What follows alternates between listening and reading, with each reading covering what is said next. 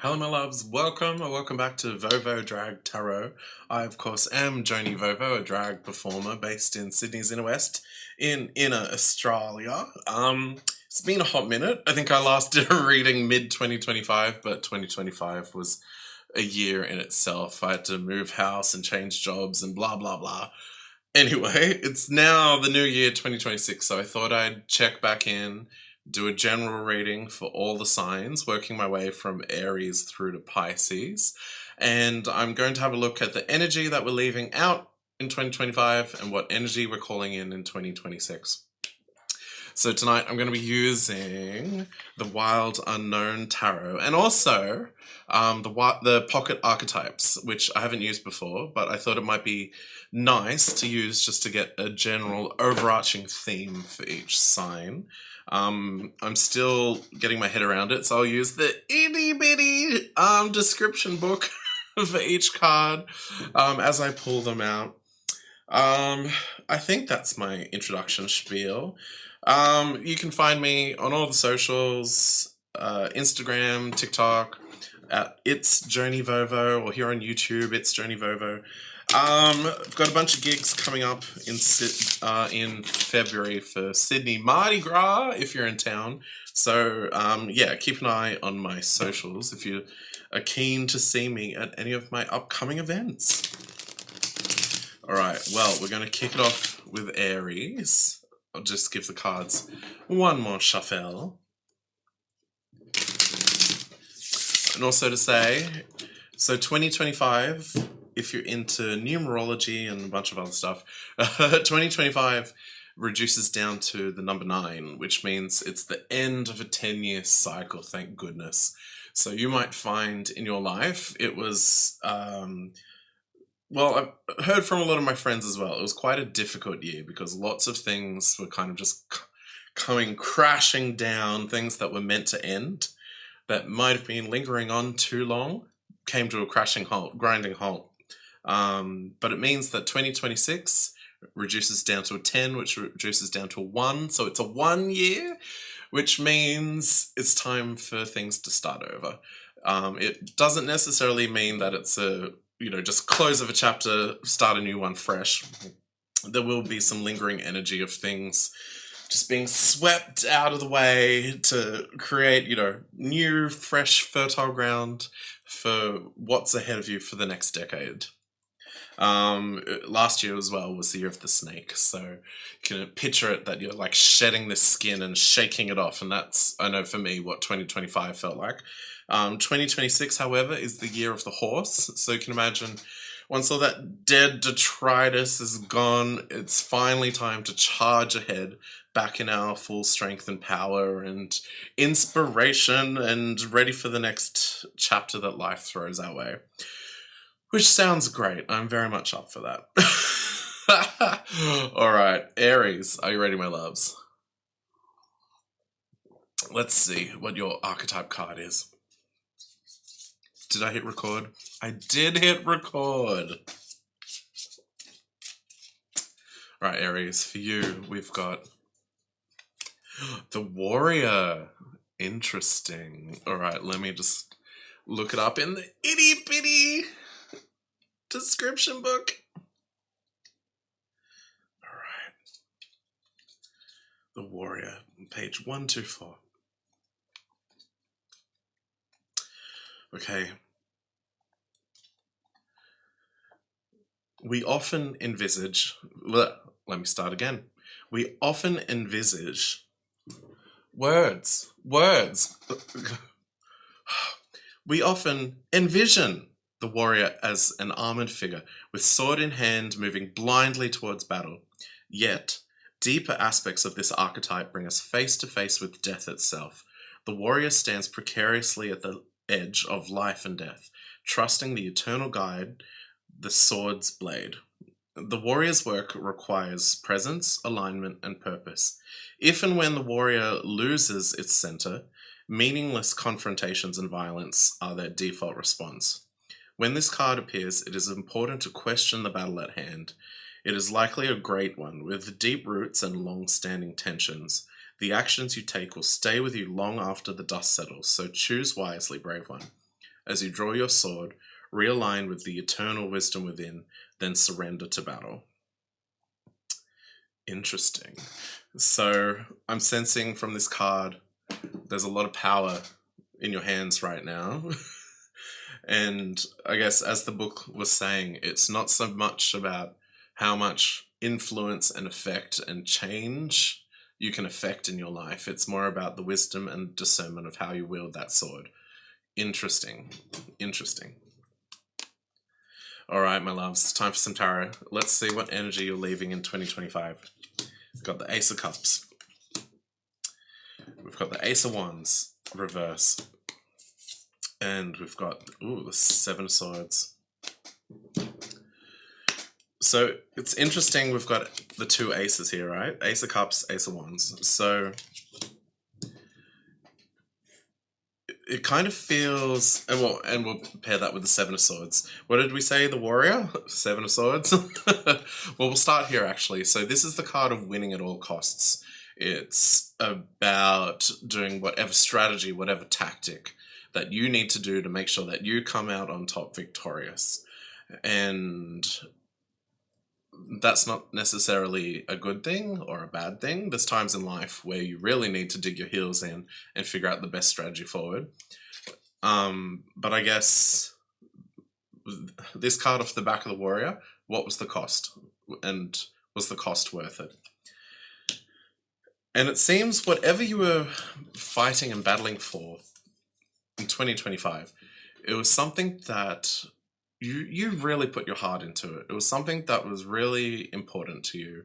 So it might have been, I mean, Cups is all about the emotional realm. So it could have been like maybe you're investing heavily in your family or in your partner, or even if you're really invested in your job or your community, but it's something where it held intrinsic value to you. And we've got two aces here, which means to say what you were fighting for was change. You really wanted, it was kind of like you could see the best outcome, the best scenario, the perfect path of how things could have played out, and you were fighting for that because you believed in it. The only problem is you got to the end of the year and you kind of lost your spark for it. You're like, why am I doing this? Why am I fighting for these people? Why am I fighting for this connection, this community, this relationship, this workplace? Why am I doing this? And probably some part of you still believes that, well, it's worth it. My family's worth it. My partner's worth it. My friends are worth it. My workplace is worth it. But because you had to fight so hard and face so much opposition in trying to protect that value, you got to the end of it and you're like, well, what was the point of that? Did I win? Did I lose? Was it worth it? So yeah, I'm surprised the Nine of Wands didn't come out, but it kind of feels like you got to the end of 2025 and you felt like you fought a losing battle, a battle you very much believed in, but by the end of it, you really questioned, like, was it worth it, and what was the point of all that? I don't even see any, like, both of these cards are aces, so it's almost like you didn't make any ground either. So if you started the year with this vision of, all right, in 12 months, this is what we're going to achieve, this is where we're going to be, you ended the year on aces. So it's like no progress got made. The relationship didn't get deeper, the community didn't achieve its goals or bond closer, the workplace didn't grow and develop, whatever it is. You got to the end of the year and you're like, well, that was a whole lot of nothing that I fought for. And I think part of the Seven of Swords as well is people don't know how much it cost you to invest that heavily, to defend it, to protect it, and to always hold on to your vision of the best outcome. For it to not get there, for you to be exhausted, and to know and see how much work you did. Aries, that's a lot. No wonder you're at this crossroad of the Warrior. It's like, why am I wielding this sword? Which way am I going to swing it next? Is it still going to be to defend the people that I set out to fight for? Or am I going to cut them off because there's no point to me doing this anymore? All right, Aries. Oh, big energy there. All right, 2026. Nine of Cups. Ten of Swords. Ten of Wands. I spoke too soon. Okay, so 2025, we've got all these aces. 2026, we've got all these tens. And they're not the good tens. So I think, remember I said, if you watch the intro, last year, I can't talk tonight. In numerology, last year was at number 9, and then 2026 is a number 1. So it's like we've gone round the cycle and we're starting over. Doesn't mean it's a fresh start and a clean break. Your clean break is going to be, thank you, Kat, when you hit that breaking point and you realize this battle is not sustainable for you anymore. Your past burnout, your past exhaustion, it's cost too much. And remember back here, the Ace of Cups, you're like, oh yeah, I believe in this, I'm passionate about this. Here we've got the Nine of Cups upside down, which is just complete and utter disappointment, if not bitterness. So Aries, whatever this battle is that you've been fighting, the question is, as you cycle from the old cycle to the new cycle, is this still your battle to still be fighting?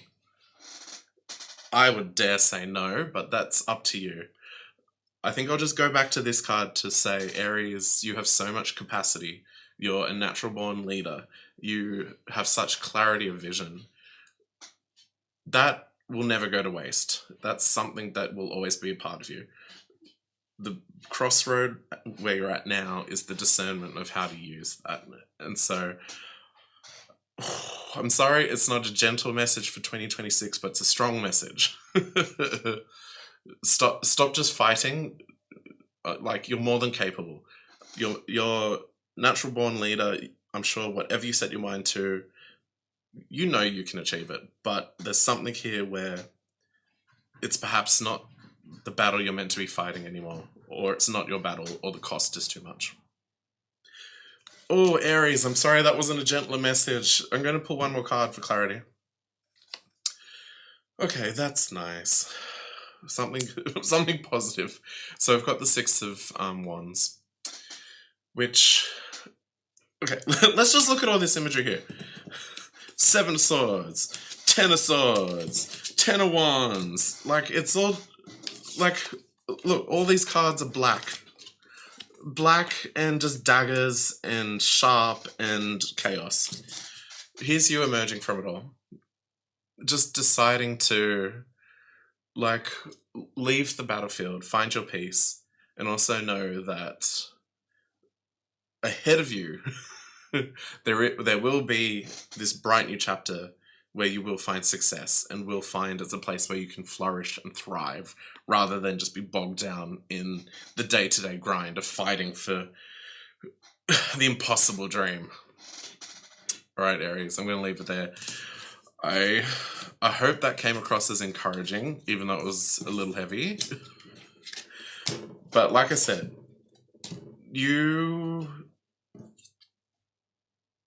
the sword is in your hand, the power is in your hand. More is in control than you think it is. Okay.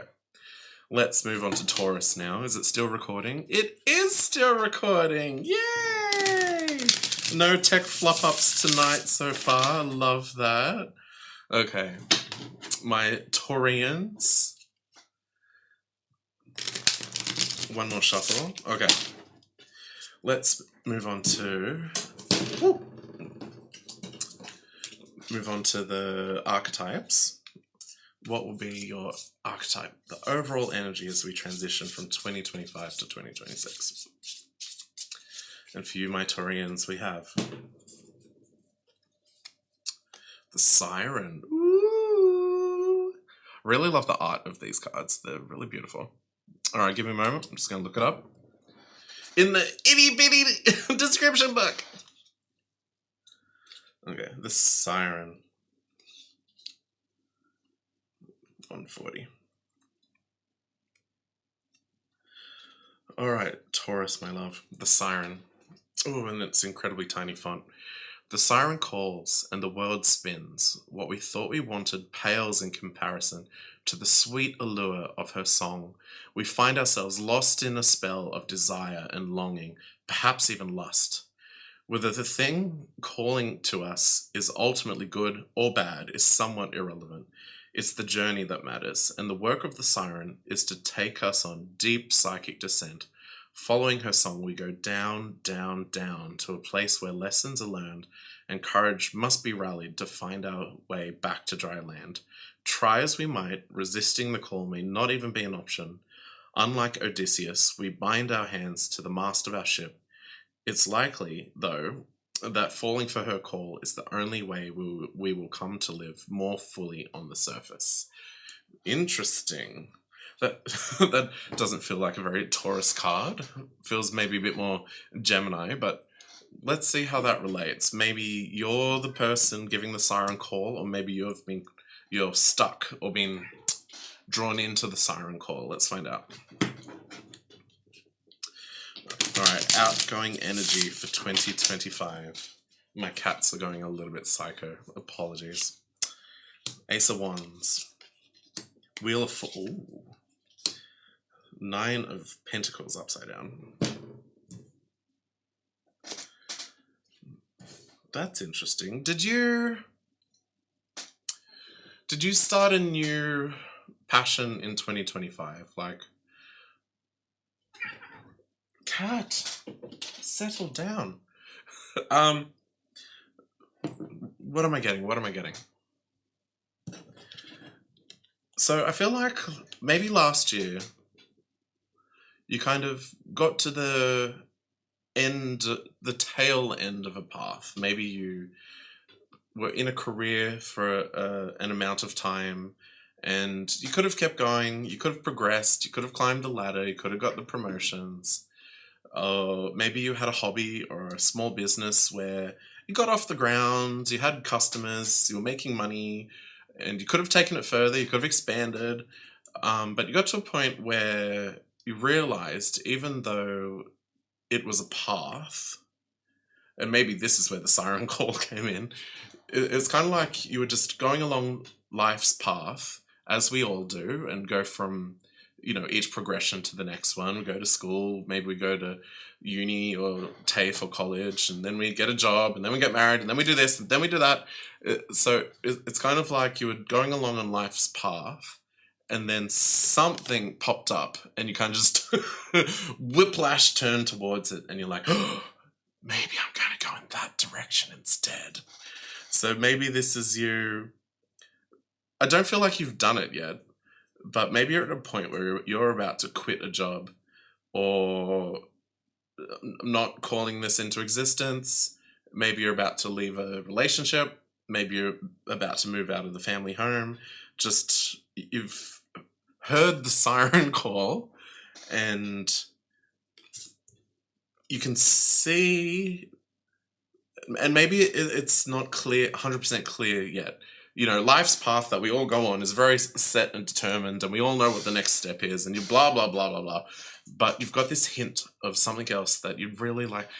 I'm getting this image of like Alice in Wonderland. It's kind of like you saw the rabbit running through the forest and you're like, and then you're sort of going along hands and knees trying to discover where this rabbit is going. So maybe that's how you ended last year. That's kind of, compared to Aries, poor Aries, that was a very heavy reading, but I'm liking this for you. So maybe life has just been a bit vanilla, a bit beige. You've been on the bumper rails for a while, and you're at this point where you're like, oh, I can see a different path I could go on. Maybe I'll take this different path. All right, let's get some cards for 2026. Okay, so we've got the 6 of Wands. What? Oh, I can't read Roman numerals upside down. Oh, the 6 of Pentacles. And the 5 of Cups. Oh.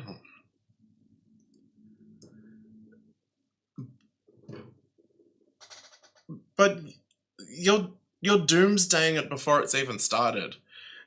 You're already saying that if I take this path, it's going to lead to failure, poverty, disappointment.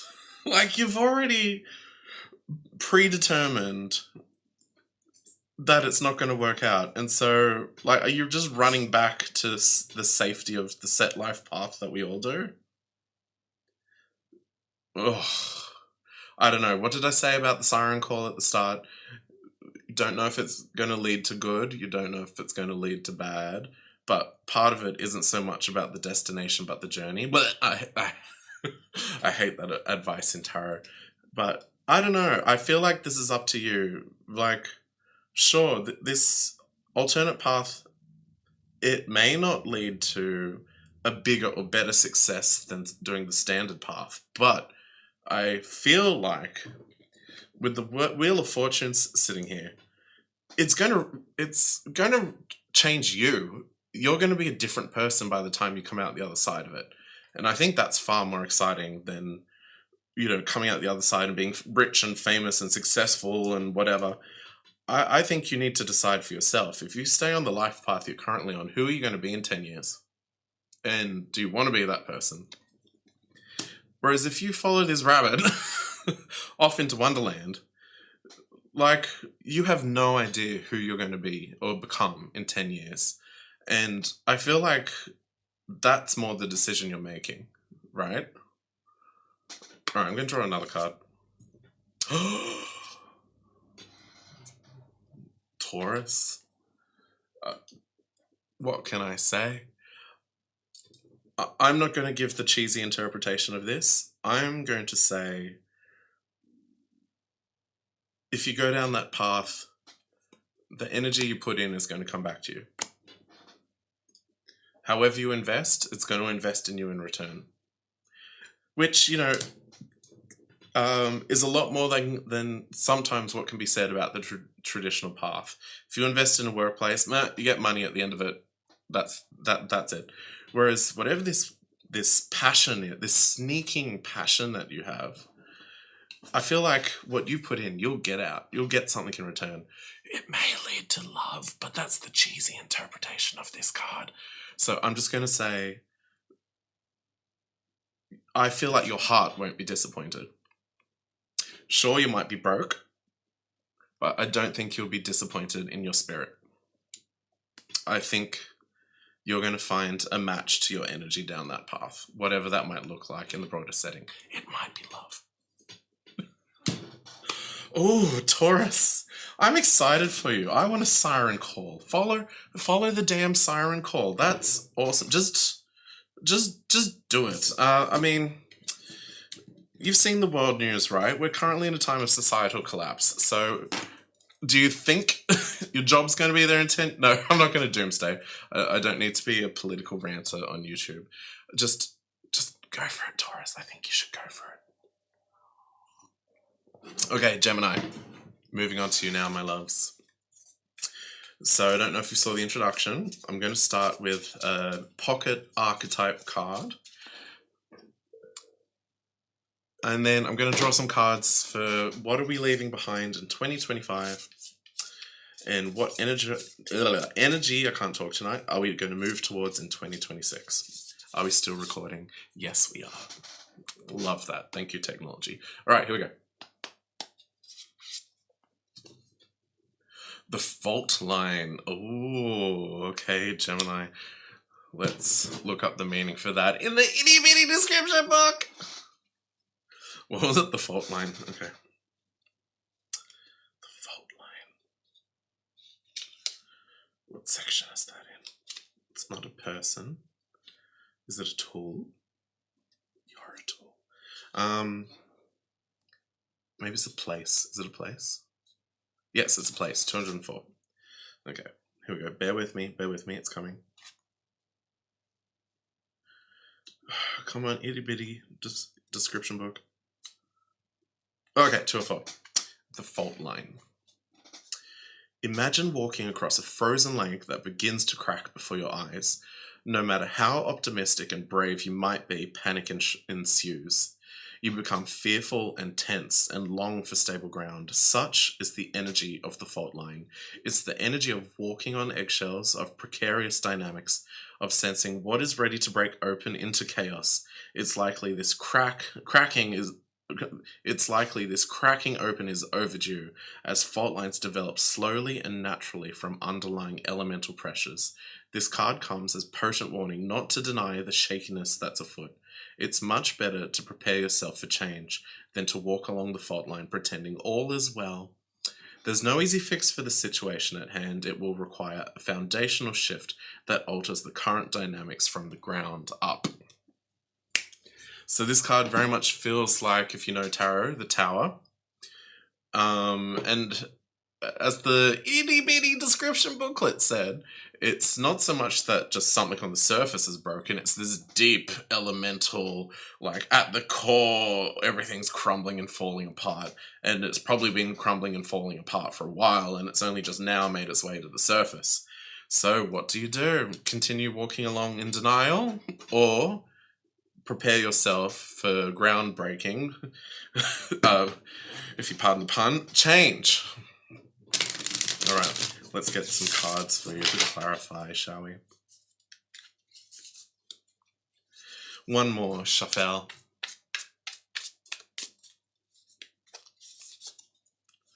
All right, Gemini.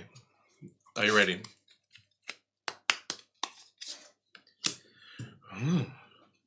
The Eight of Wands. The Daughter of Pentacles, or the Page of Pentacles. It's upside down. I can't read Roman numerals upside down. The Nine of Wands. Interesting. Well, there's that fast change that's coming in. The Eight of Wands. That's that's change happening now. It can also be about communication. It can also be about moving. So let's keep going. Daughter of Pentacles. So Page of Pentacles. I'm guessing in 2025 you were in a situation where you were either a student, you're at uni, you've just started a new job, maybe you're a junior, maybe you've been doing an apprenticeship, or maybe you know, even if you're later in your career, maybe last year you were thrown in the deep end with something kind of project that you had no idea about and in a sense had to start from scratch. So last year for you was kind of this very much, you're in this junior position where there was a lot you didn't know, there was a lot you couldn't do, and there was a lot you had to learn. And by the end of it, well,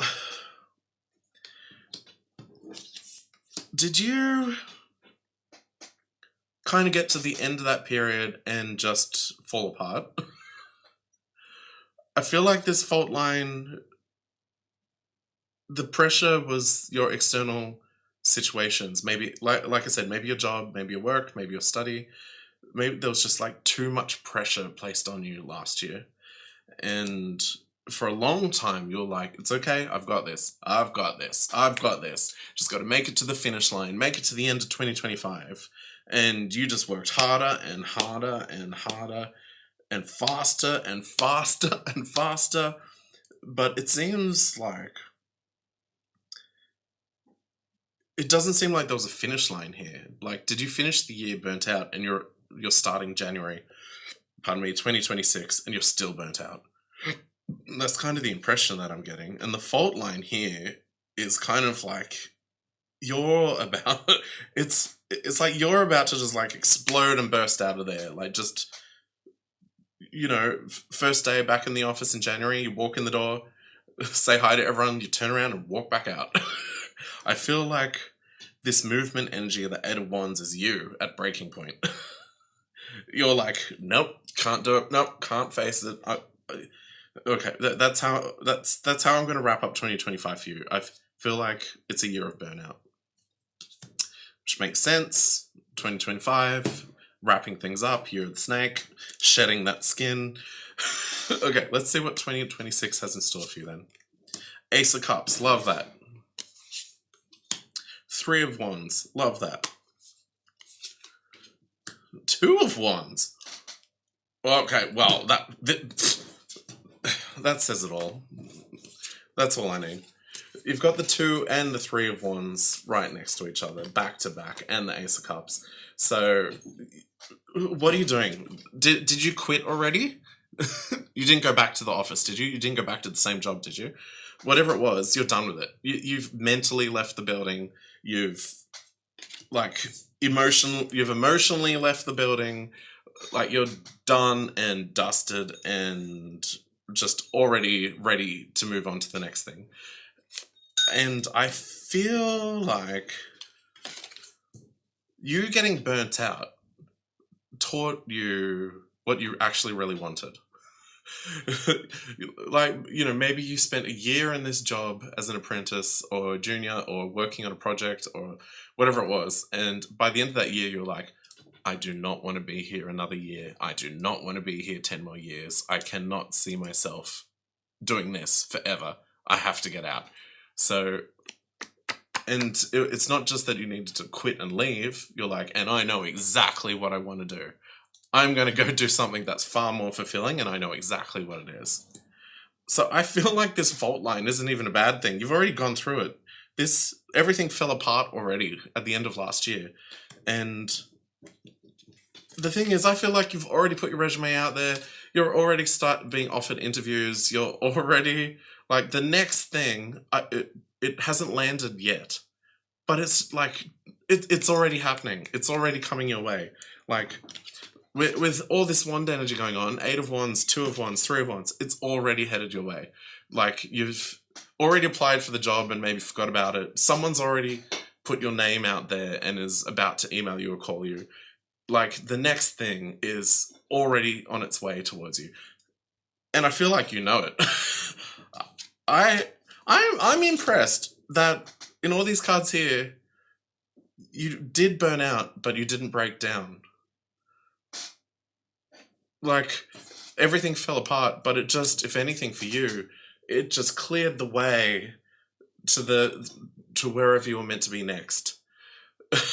I almost feel like this fault line, it wasn't so much the ground under your feet, it was like a wall in front of you, or like this mountain in front of you, and the mountain just split open and you head straight on through to the other side.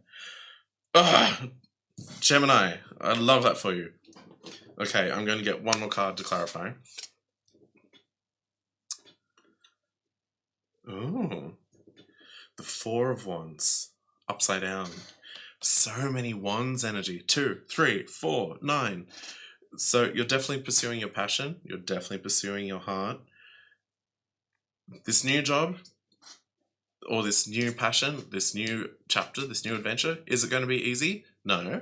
But it's going to be very fulfilling. It's going to take you exactly where you want to go. And you're going to be so happy that you didn't give up and put the hard yards in to get there. The finish line isn't just around the corner. You're just starting out in this new adventure. But then again, I don't think you're in this just for the end goal. You're in this for the lifestyle, the adventure, the fun, where you get to work, who you get to meet. That's why you're on this path. I love it. I love it.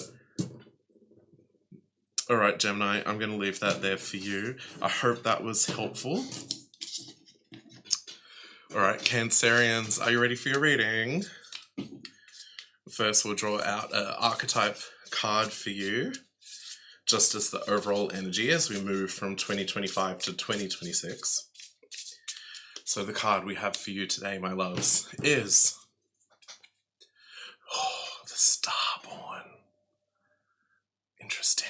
All right, let's look it up in the itty-bitty description book. Bear with me. The Starborn.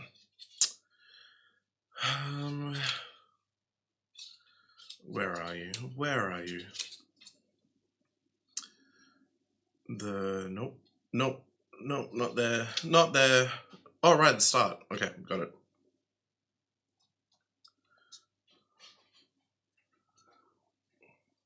Okay, the Starborn.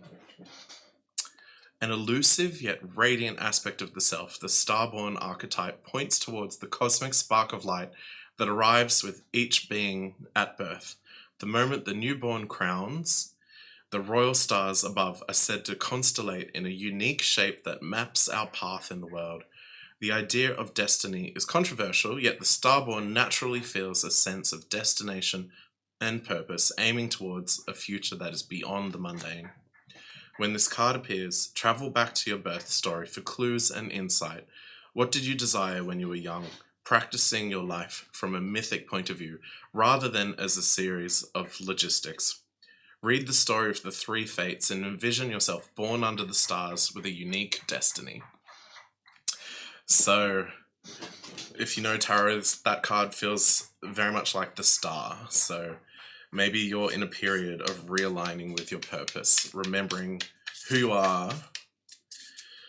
You know, as we all do, we get lost in the guff and the slop of life and forget that we're spiritual, transcendental, five-dimensional beings going through a physical 3D experience, to use all the tarot bingo buzzwords. All right, let's draw some cards and see what energy you're leaving in 2025, my Cancerians. Are you alright, Cat? You good? It's cat o'clock. Okay. The Eight of Swords. Ooh, the Ten of Pentacles. That keeps coming out tonight. The Ten of Swords. That also keeps coming out tonight. The Tower. The Three of Pentacles. And the Daughter of Wands. Whoops, I drew them all. I usually do one then the other. I did them all. That's okay. So let's start over here. So we've got the Eight of Swords, the Ten of Pentacles, and the Ten of Swords. A lot of swords. So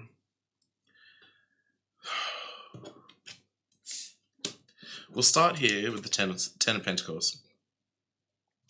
So last year for you was very much about the physical and the 3D.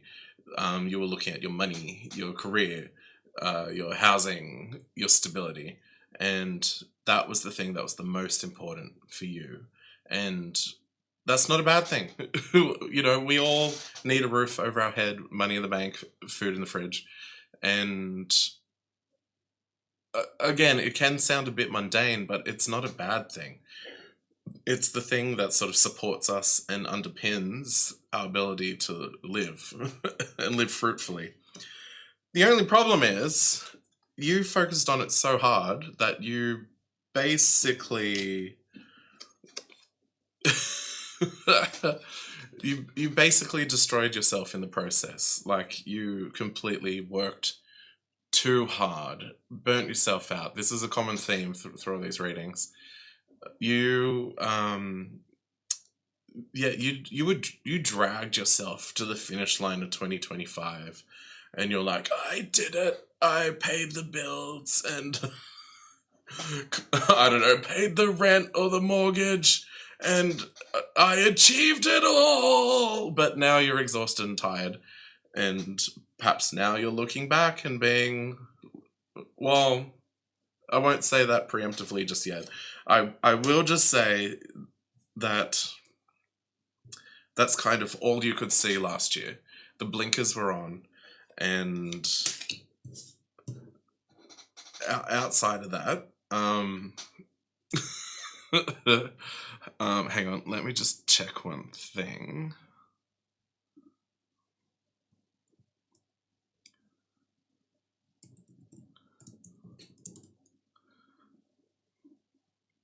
Yeah, that's what I thought. Sorry, I just had to double check. This deck is a bit new to me.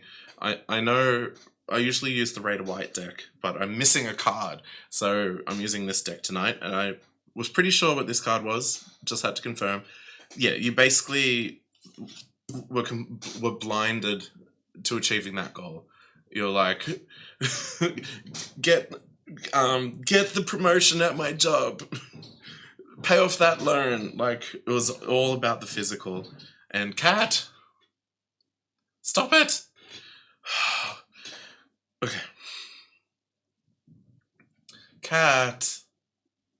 Oi, stop it. She's batting at the window. Stop it.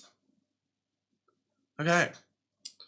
what was I saying? Yes, exactly right. So you had the blinkers on last year. You ticked all the boxes, but by the end of it, you were done, dusted, and exhausted. And if anything, you got to 2026. You had your 2 weeks off from work or whatever, and then you were looking down the barrel of 2026, being like, okay, I guess I have to do exactly what I did all over again for another year. This is where the tower comes in. Something's going to give. You're either going to get sick, you're going to just break and be like, I can't face this anymore. And either that, or if you don't listen to those alarm bells, something outside of you is going to break. Like what you thought was stable, your job, not to say you're going to get fired, but let's just say they have to downsize, or the company shuts its doors or liquidates or whatever. Something is going to come in to rip those blinkers off you, because, well, let's just say it, there's more to life than this, and that's all you could see for the longest time. And I think the thing that you've lost is what you're passionate about. Like, what are you passionate about? Like, last year was all pentacles and swords. It was all the 3D world and your mind and your effort. There's no cups, there's no emotion here, there's no wands, there's no passion here. So I think what's going to break on through is, if this life isn't sustainable and you're looking at 2026 and dreading the thought of having to do the same thing again for another year, the only way you're going to sustain yourself is if you find what drives you, what are you passionate about. And you might not know. It might be something you have to rediscover or even experiment in until you find it again. I think the other aspect of what's going on here is that I feel like you thought that you had to do this solo, that those 10 swords were all on your own back. These 10 of Pentacles was all on your own back. That's a lot to carry. But the thing is, you don't have to carry that alone. We're not meant to go through life and carry everything alone. So I think once you break down or what you thought was stable around you breaks down, something's going to shift. Something's going to shift. Like this egg here. This egg is cracking open. You're cracking open. Your world is cracking open. Something's going to shift. And you're going to rediscover that you're not meant to go it alone. And also, it's not meant to be drudgery. There's things in life that are going to be fuel to your fire, and you're going to be passionate about. And those are the things that are going to drive you forward in life. Not just like bloody nose to the grindstone and working so hard that you're exhausted and burnt out by the end of the year. So I think that's where this comes back in. If anything, think back to when you were a kid. What did you love doing? When you're a kid, you don't worry about tomorrow. You just jump out of bed and follow whatever passion or delight comes into your mind, and off you go and do it. So I feel like there needs to be a little bit of a return to innocence, a little bit of return to play, rediscovering like what actually aligns with you. Again, 10 of Pentacles isn't a bad thing. We all need stability. We all need a job. We all need money. That's not a bad thing. But losing yourself in the process. Like, there's more to life than this, right? Let that egg crack open. Alright, Cancer, I hope that was helpful. I'm going to move on to Leo now. Alright, Leo, are you ready? We're going to start by pulling out an archetype card for you, just as the overall energy as we move into 2026. Ooh, there was a flipper. I didn't catch it though. Alright, here we go. Leo, your energy is the Forest. Isn't the artwork on these phenomenal? Freaking love this deck. Okay, the Forest. Let's look it up in the itty-bitty description book. The Forest 178. Okay. Consider for a moment your earliest memory of the forest. It's likely it included all the mythic dynamics of the archetypal space. A little fear, a little enchantment, perhaps losing your way, perhaps discovering a secret mystical treasure. Such is the magic of the forest. It requires first that you enter it, and then that you get lost. You may think there is a path to lead you straight through, but soon enough you'll be on what is known as the pathless path.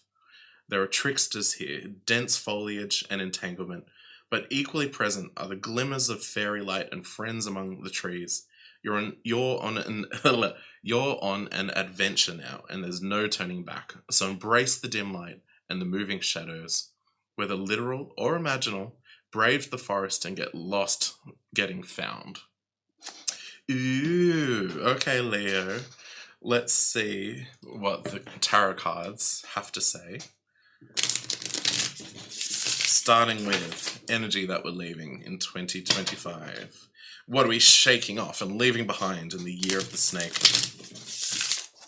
Okay. Starting with the world. That one keeps coming up. 8 of Swords. Oh, and the 9 of Swords. Oh, just have to show you this artwork. Oh, graphic. 9 of Swords. Love it. All right.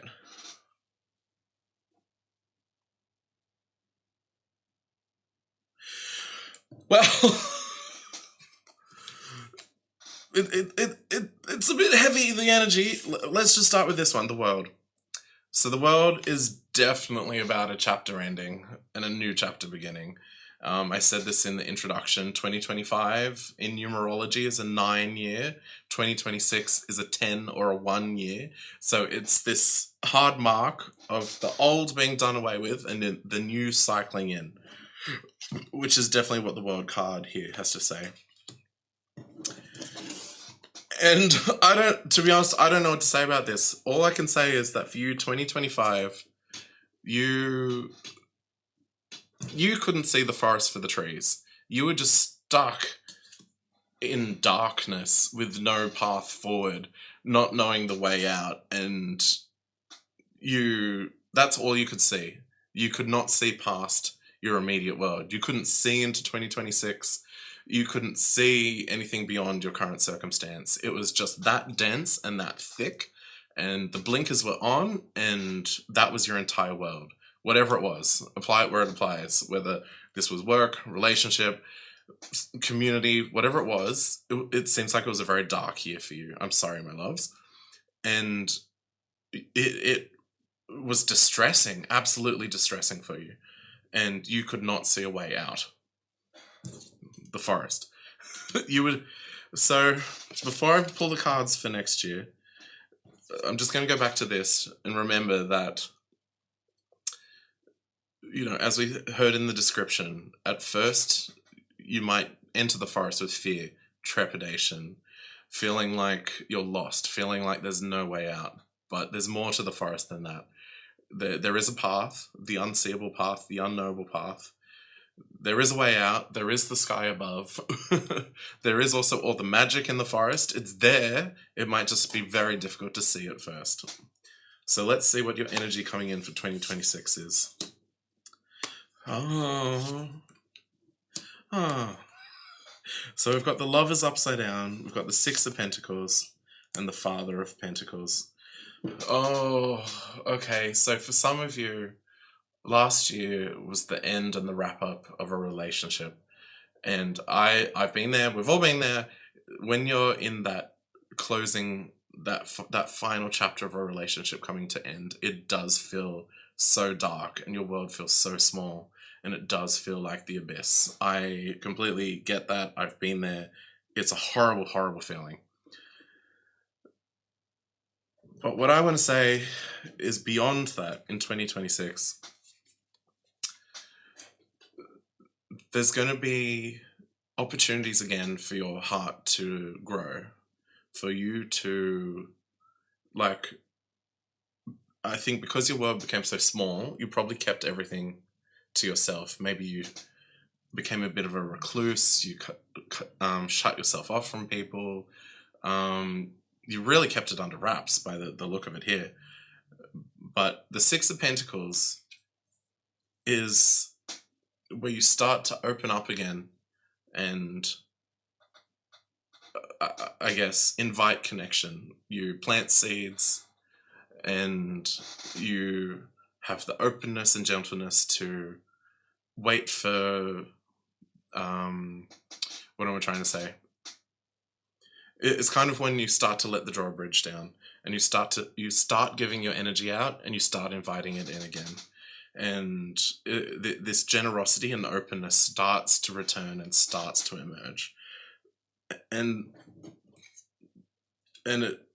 I guess the awesome way that this spread finishes is with the King of Pentacles. So it's kind of like you definitely get back into this solid place of knowing who you are, having ground under your feet, being able to not be afraid, not be scared, not be alone, just have so much centeredness and solidarity in yourself where you have the capacity to open up again. And I guess if I tie it all back, I guess I would hope where you're at now, you're starting to see, you know, the light. to stick with this metaphor a bit longer, I'll try not to beat it to death. That you're starting to be able to see the light, the sky above the trees, the stars in the sky, the light. If you can, you're starting to see the path. Starting to see the light at the end of the path. So it feels like next year you will re-emerge and you will find your way out, and just I'm just going to go back to this card. The absolute darkness that you've been in through 2025, you're going to leave that in 2025 and find your way out the other side. All right, I'm going to draw another card for you.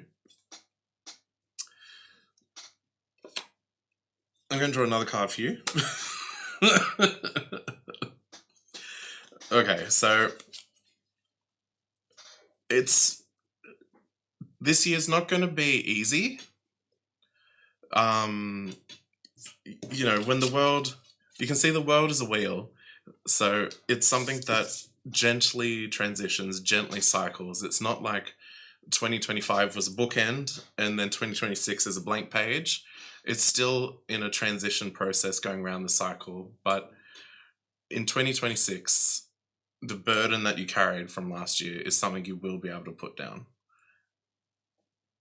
I'm sorry, Leo, that's all so heavy. I hope you can hear. I hope this is encouraging at least. Just know there's light at the end of the tunnel.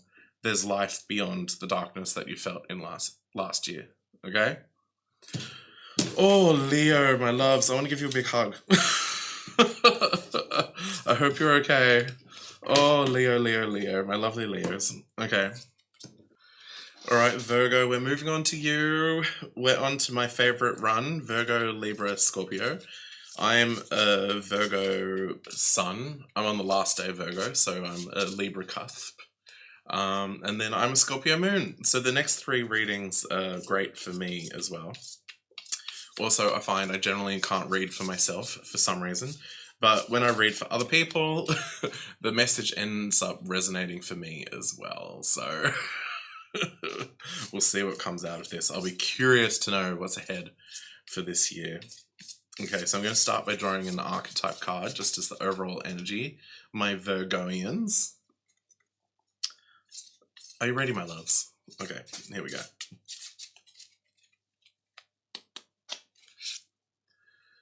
The threshold, of course. How beautiful is the artwork on these, by the way? The threshold. Ugh. I'm groaning because I feel like I've been on the threshold for years. Not in that way. All right. Let's have a look. The threshold. Is it where is it? Where are we? Just looking it up in the itty bitty book of descriptions. It's so tiny. Surely it's under places, you'd think. The threshold, 196. There we go.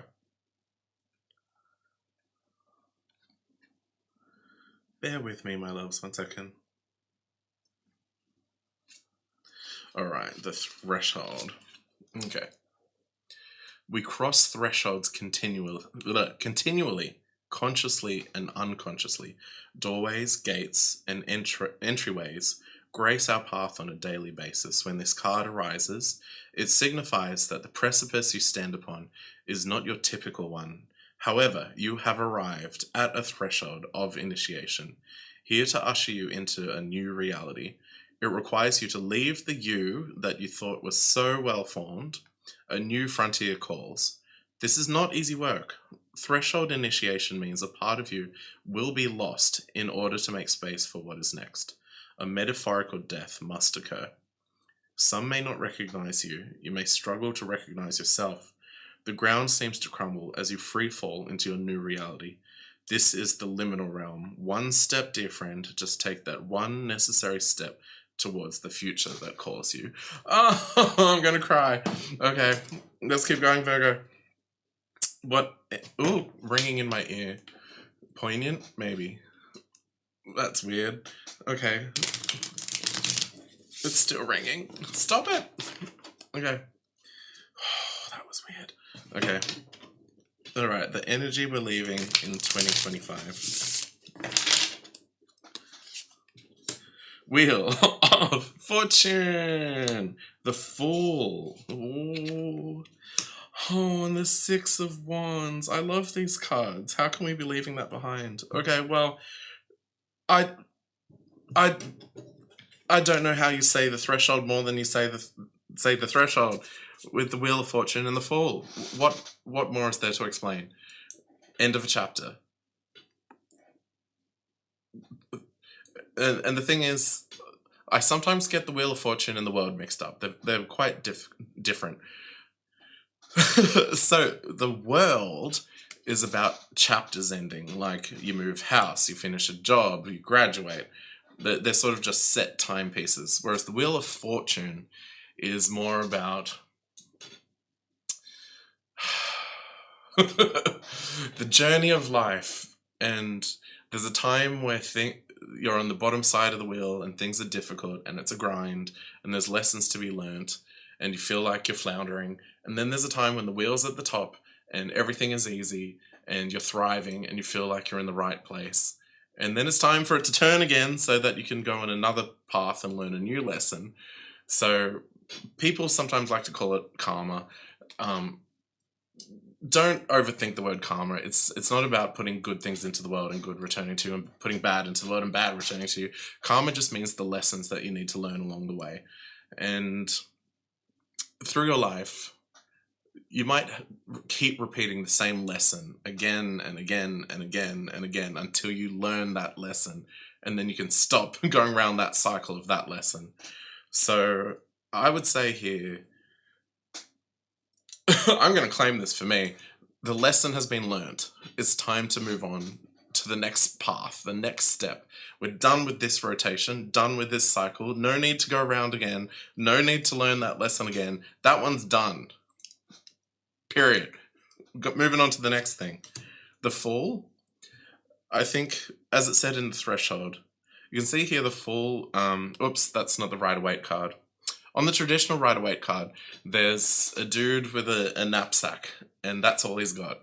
Like, he's traveling light, taking absolutely nothing with him. I don't even know what's in the knapsack. There's probably some story or lore behind it.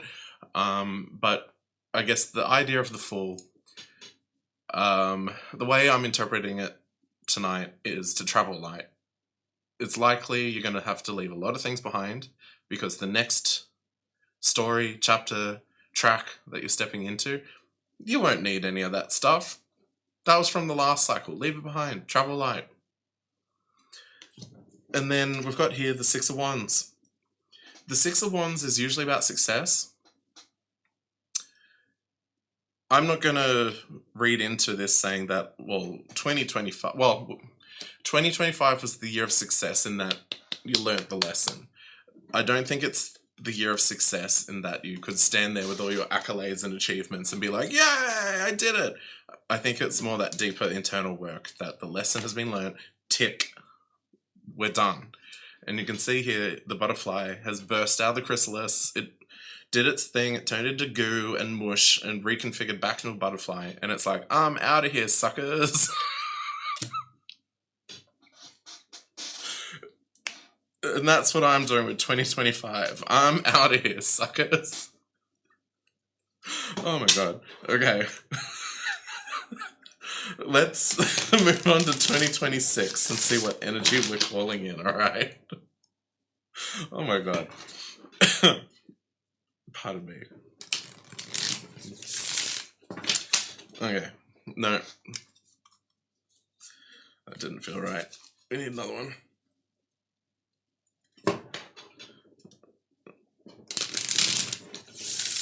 Okay. We've got... I don't know which way I drew it. This way. We've got the 6 of... What? That's the 6 of that. What's this? I'm going to have to look this one up. Sorry, peoples. Okay, I'm going to look that one up. Sorry, I usually use my Raider White deck, and I'm using this one tonight, and I don't quite know what this one is, so I'm going to look it up. Got the... Oh, it's the 6 of Swords. That's what it is. Okay. Okay, that's good. That's good. Oh, the High Priestess. The 2 of Wands. Okay. So, I've said this in a few readings. Just because 2025 was a number 9 year and 2026 is the number 1 year, doesn't mean it's like a clean cut bookend, new chapter, fresh book. You know, the wheel turns, it's gradual, it transitions, it's got its timing.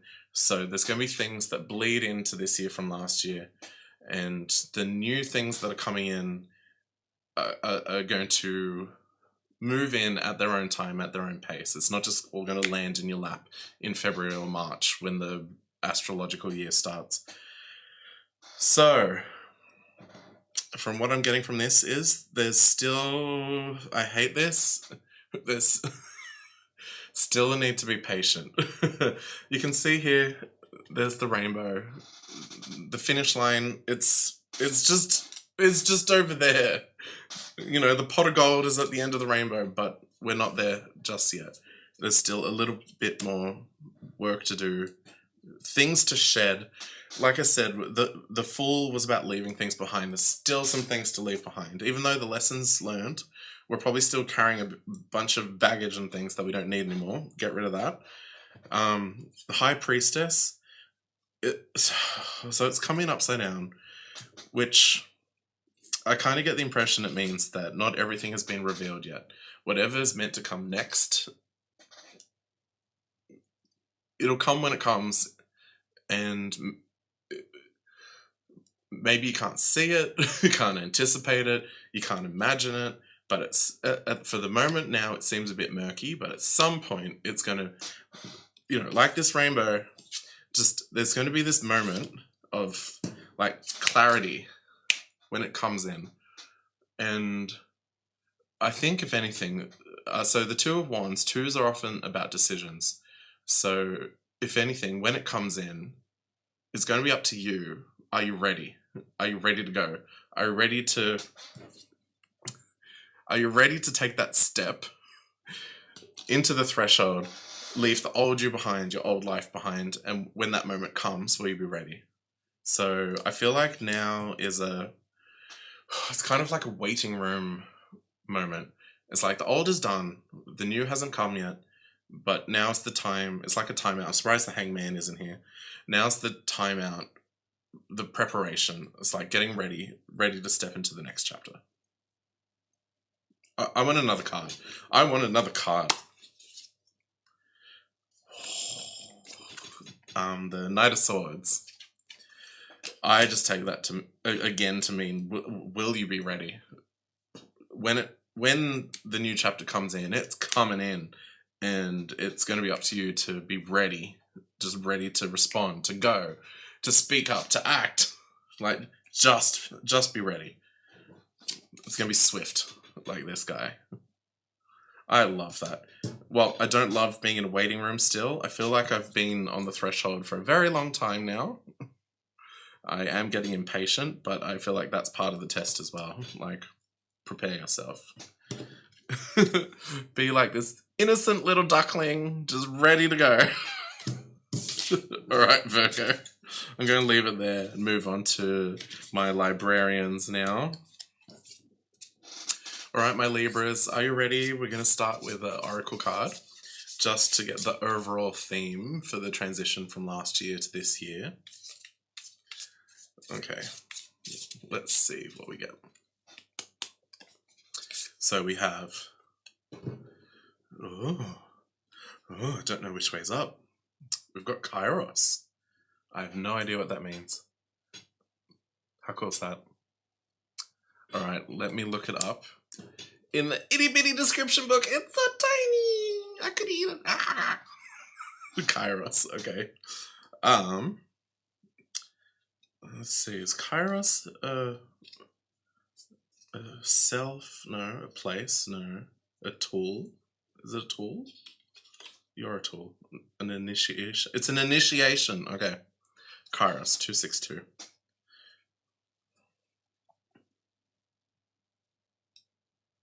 Ooh, right at the end. Ooh, oh, I see. It's in that section of the book. Kairos. Okay, you ready? Who am I reading for? Libra. Okay. We have all had the experience. Am I recording? Yes. Sorry. We have all had the experience of timelessness, of life beyond the ticking of the clock. It may be felt as time standing still, slow motion, or losing track of time on a walk or in a lovely conversation. This is known as mythic time. It is the territory of Kairos. This card suggests there is a secondary time continuum that goes beyond any earthly clocks and schedules. Within this non-linear realm, we access divine timing. A single moment ripens with auspiciousness, and our actions change the trajectory of our whole life. Time becomes a living thing that watches over us and tells us precisely when to speak or act. When this card appears, it is all about patience and precision. No clock can guide you. Wait for the rush of inner knowing, and not a moment longer. Ooh. That kind of reminds me of the Aussie First Nations idea of time is the only time is now. Or eternal time, mythical time. I love that. Okay, Libra, let's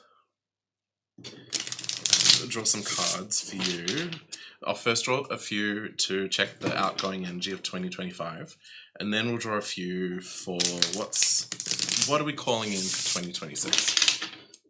Okay, so we've got Six of Pentacles, that's come out a few times tonight. Wheel of Fortune, it's come out a few times tonight. Two of Swords. Oh, I'm going to stop there.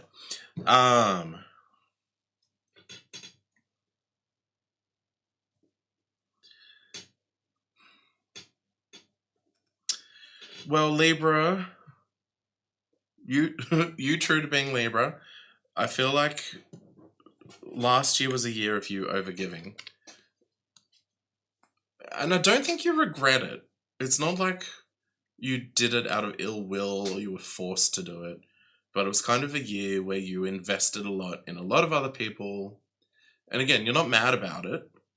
But with the Wheel of Fortune coming in, again, I don't think you're being a jerk about it, but you're kind of like, well, I gave all this energy out. Is any of it going to come back to me? And that's fair enough. Like, we can be selfless. We can choose to be selfless. We can choose to give our time and energy away and not have anything attached to that. But we're human. And often giving, particularly the Six of Cups, the Six of Pentacles, you can see here, it's a plant. It's meant to be that you plant the seed, it grows, and then there's some sort of result, or there's some fruit that comes out of it. And with the Wheel of Fortune, I feel like you spent this time planting, watering, waiting, and you were kind of just waiting for the fruit to come out of these situations. And perhaps it never got there. And I think you kind of made it to the end of the year and you're now questioning this. You're like, well, do I continue investing in these places? Do I continue investing in these people? Do I stick around, wait a bit longer? Maybe fruition or growth or a return or reciprocity is going to happen if I stick around. So it kind of seems like you're in a place of indecision about it. How this ties into mythical time, not sure yet. Let's see what energy's coming in for 2026, and that will hopefully fill the gap.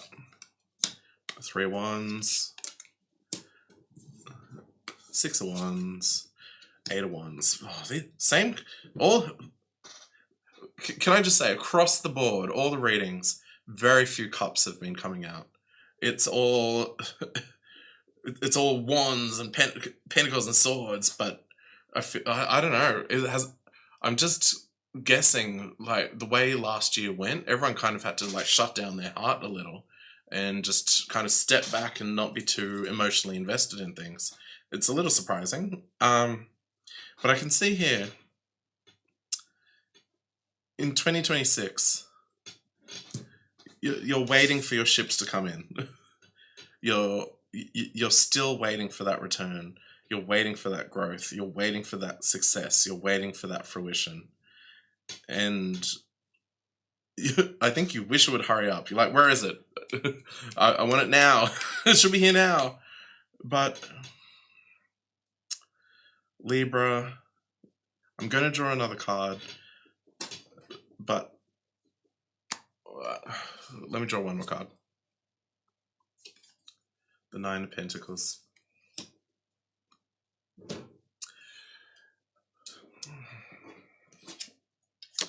I think the bigger question here is,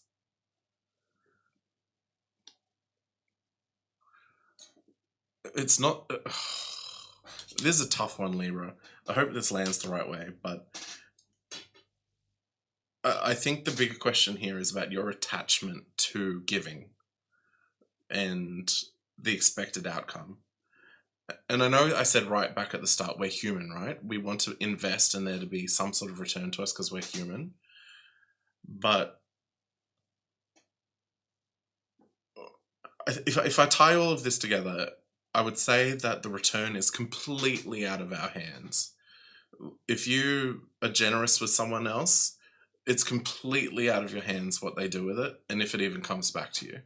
And I think that's the bigger question you need to ask yourself. Like, well, if that's the case, if what I give and what happens to it is completely out of my hands and control, what does that mean for me? And your own abundance and sense of self and stability. Like, if you're waiting for other people to for things to return back to you, it's kind of like you're losing so much time. It's like if you're just waiting, being anxious, being disappointed, like that's such a waste. I yeah, I mean, I don't like this message, but I mean, I agree with you. I'm a Virgo. I'm right next to you in the astrological chart. I get disappointed. I get frustrated. I get hurt when I give and it doesn't come back. I completely understand that. And this is also a lesson I'm learning. I mean, and I'm a Virgo Libra cusp, so this message is probably for me as well. Think about how much you invest in others and how much of that could you have invested in yourself. And it's a difficult question and it's a difficult path to figure out. But there is a point where you need to be able to invest in yourself and be satisfied and solid and filled with gratitude for what you can do for yourself and fulfill in yourself. I find that, again, I'm a Virgo, I find that a very difficult message. I'm going to draw another card just in case. There must be something else here.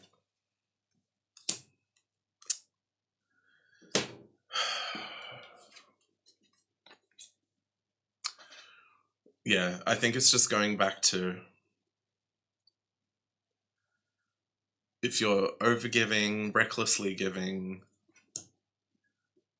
that's kind of where the question mark needs to be. Not so much focused on other people, Why aren't they giving back? Why isn't there a return? Why isn't there growth? Those are all the wrong questions. The question is, like, what do I have out of my time, my money, my energy? What do I have and where do I put it, and how much of it do I put in myself? And then whatever I put out into the world, that's out of my hands. That's a difficult message, Libra. It's difficult for me as well. But I think that's what you're moving into in 2026. Like, what are you giving out that you could be giving to yourself, and generously giving to yourself, and building in yourself, and nurturing in yourself, and growing in yourself, and having a return, and a return of that investment in the growth in yourself. I think that's where it's at for this reading here. And the eternal time, I think that goes back to just, again, saying everyone else's journey, they're on their own path and their own timelines. That's their problem. Not problem. That's their timeline. The journey they're on, the places they're at, the growth they're going through. That's between them and the universe. It's not up to you. Did that make sense? I hope that was helpful, Libra. I feel like I rambled a little bit towards the end there. All right, Scorpio, you're next. Let me start by drawing an archetype card for you, just as an overarching energy as we move from 2025 to 2026. All right, here we go. Scorpio. There we go. We have the empty room. Ooh, spooky. All right, let's look it up. Ah! In the itty bitty description book. It's so small. Oops, upside down. Just bear with me. The empty room.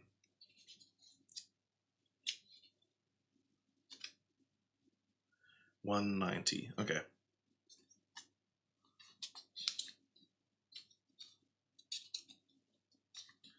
Okay.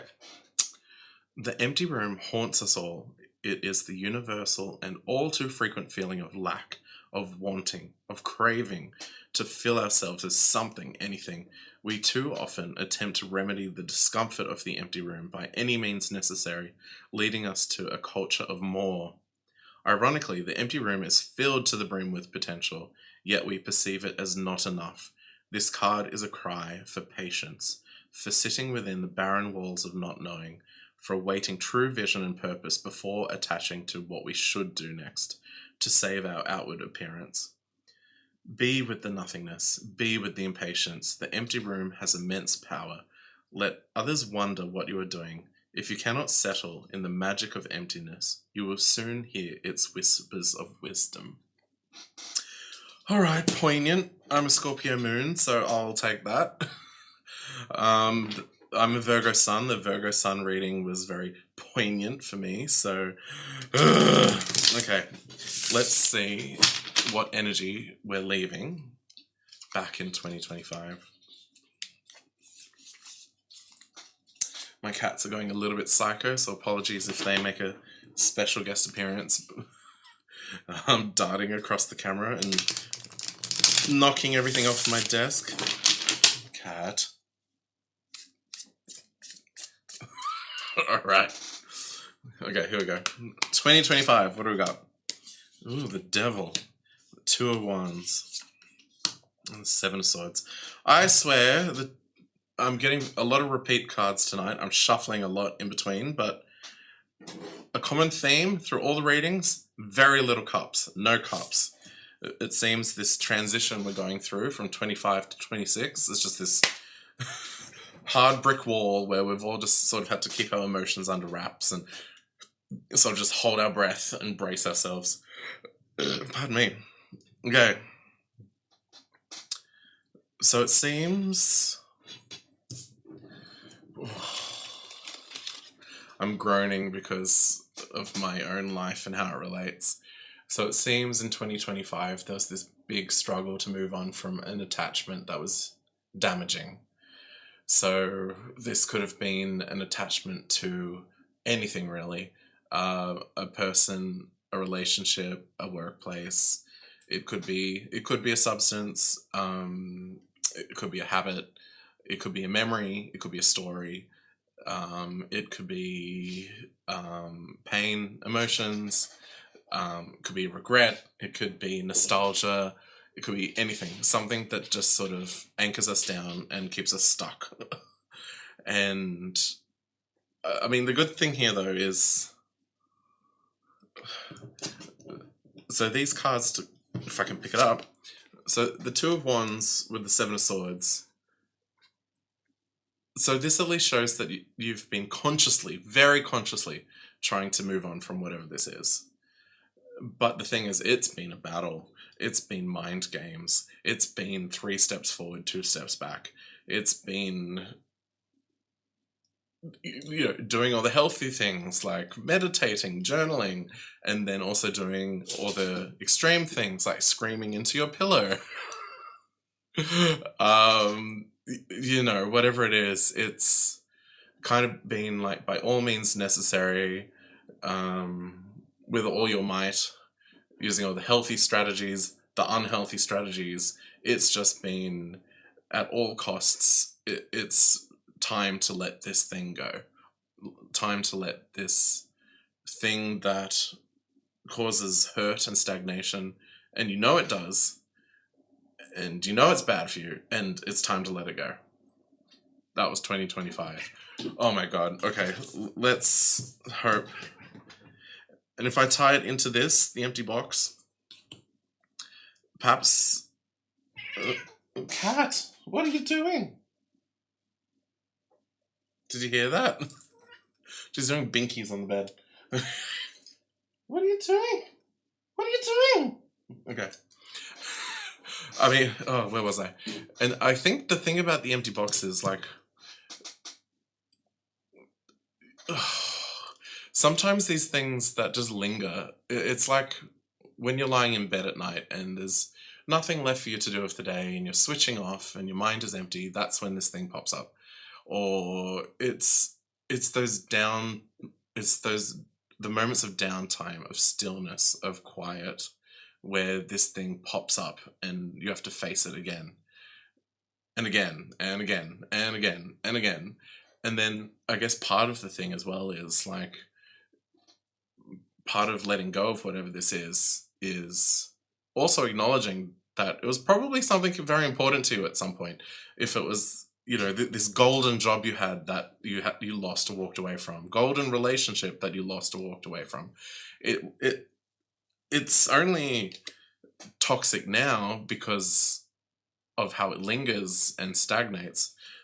But at the time, it was probably a marvelous, wonderful thing, unless it's a substance abuse.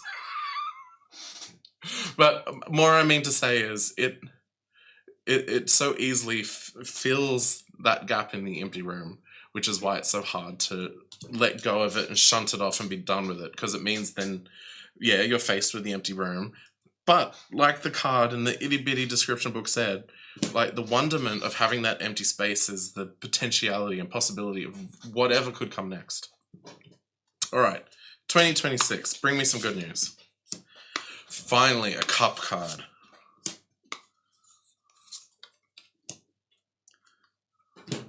Okay.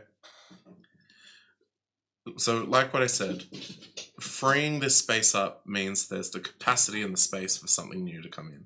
Something much better, much healthier, much more fulfilling. And yeah, it's still going to take work. Like, there's always going to be that moments of, like, looking back and remembering whatever it was. So the work isn't done, even though we're in the new year. It's a process. And it's going to take a while to find balance. And I think if anything, the balance is, for some of these, let's just say, hurts and traumas of the past, it's not really that you completely let go of them. It's that you learn how to carry them in a way that they're not consuming and they don't cause you harm anymore. So, you know, the cut will always be there and it will be healed and the scar will be there, but you learn how to carry it. And once it's healed, there's space for something new to come in. So I think that's what the balance is. It's learning how to carry whatever this heaviness is from the past in a way that it doesn't prevent the newness of the cat. Did you hear that? Okay. It doesn't prevent, it doesn't take up all the space so that there's no room for something new to come in. I hope that makes sense. I'm going to draw one more card. Perfect. Love it. That's how we finish this reading. So strength, the thing I love about strength is it's not just about pure might and muscle. It's what strength actually is the ability to face our demons, show them love, incorporate them, and once we've done that, they become our strength. The things that we used to be afraid of or used to make us weak or we used to be filled with shame about, they become our strengths once we face them and heal them and show them love. I love that. Love that. Okay, that's a perfect way to wrap that up. So it's all about that inner work at the moment for you, Scorpio.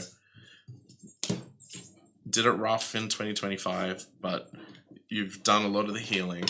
There's more to go, but 2026 is the year where that wound completely heals over and there's space and capacity for the new thing to come in. Love it. Love it. Okay. All right, Sagittarius, we're up to you.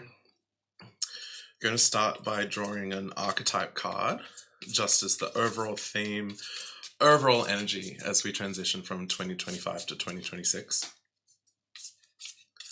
I'll just give it one more shuffle, and then I'll burp and have a sip of water.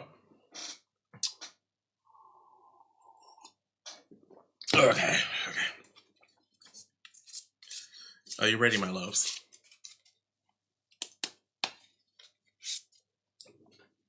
The comic.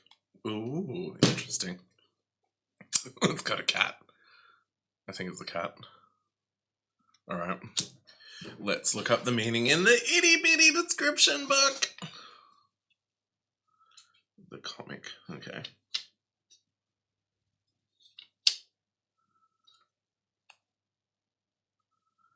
One, 5, 6. One moment. Almost there. Okay, the comic. Are you ready? The comic carries a remedy for all that ails this world. Amid the deepest pain and suffering, there is always the potential to lift up and out of the darkness through laughter.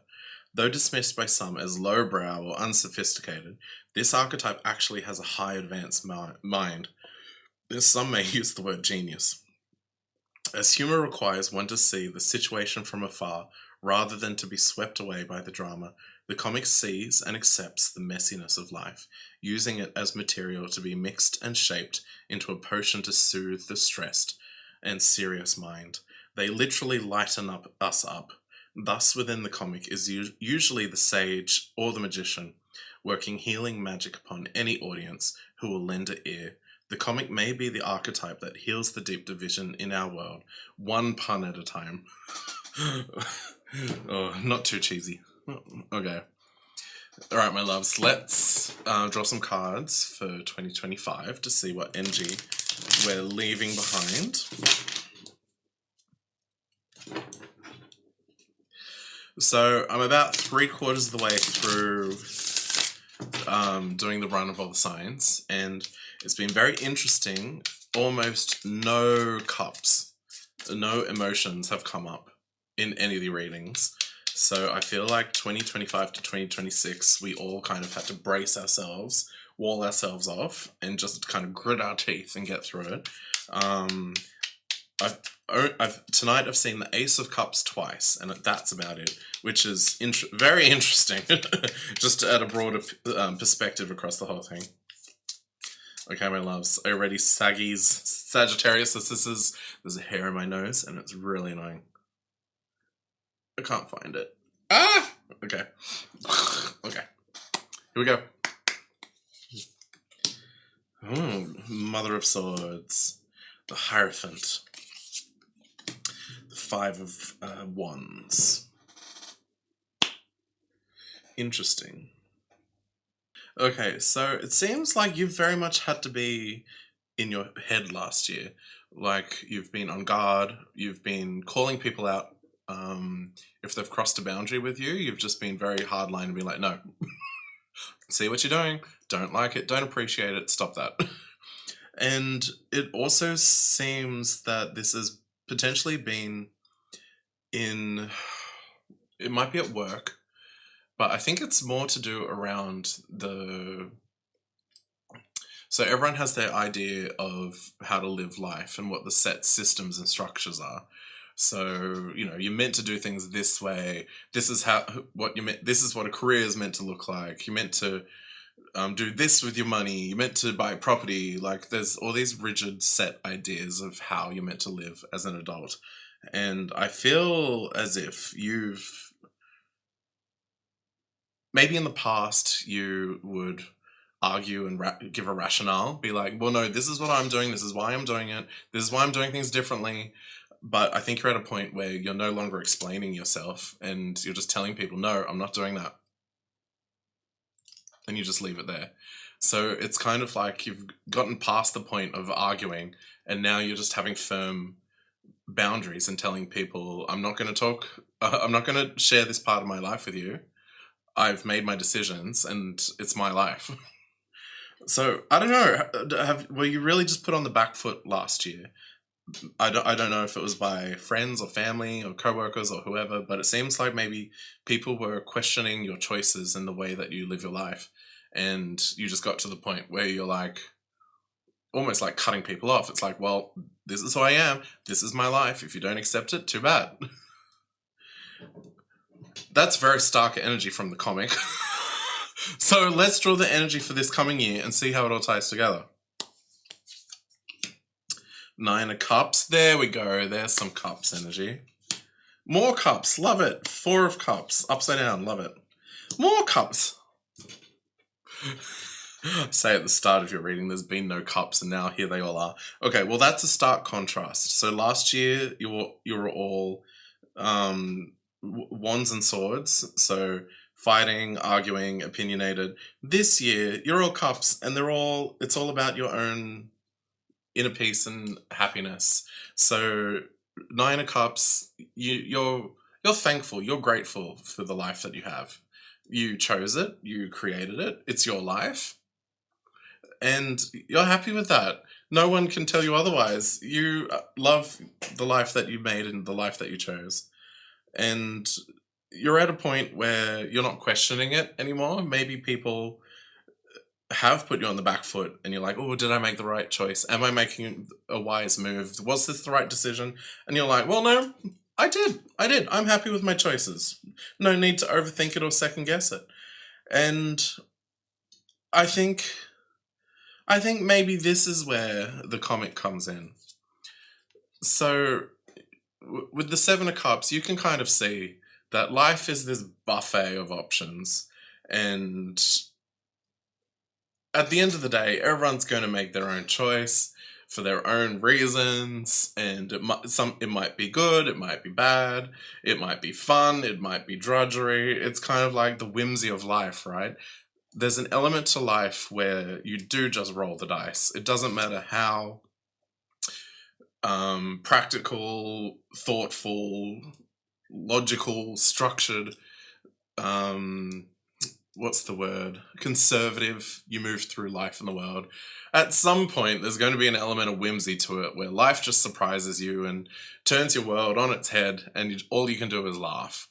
And you've probably gone through that a few times where your life has been flipped upside down and you're just like, oh, life, you got me again. And then when you see other people that are just really rigid, they're like, this is the way things are meant to be. And then their life gets flipped upside down. They can't handle it. And you're just like, oh, life, you got me again.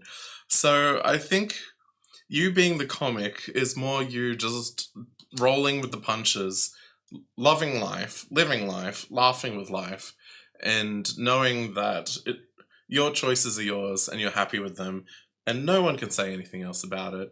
And when you look at other people's life, you can secretly laugh at their life as well. You're like, oh, life, you got them too. Oh, ha, ha, ha.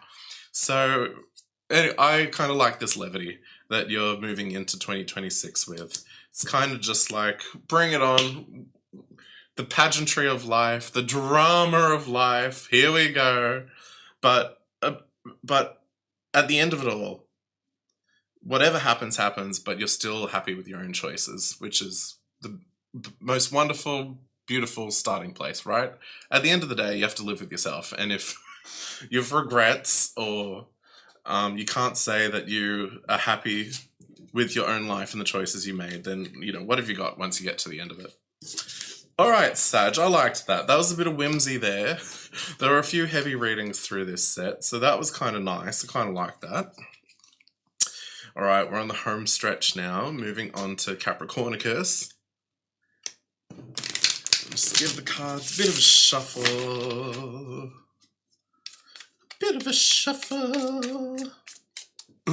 All right, Capricornicus. We're going to start with archetype as an overarching theme and energy as we move from 2025 to 2026. So you've got, the nectar. Ooh, pretty. What's that in the middle? It's kind of like a seed. There's a hand. All right, let's look that up for you. In the itty bitty description book, it's so tiny. Ah! Right, the nectar. The nectar. Is it a place? I think it's a tool. 224. There we go.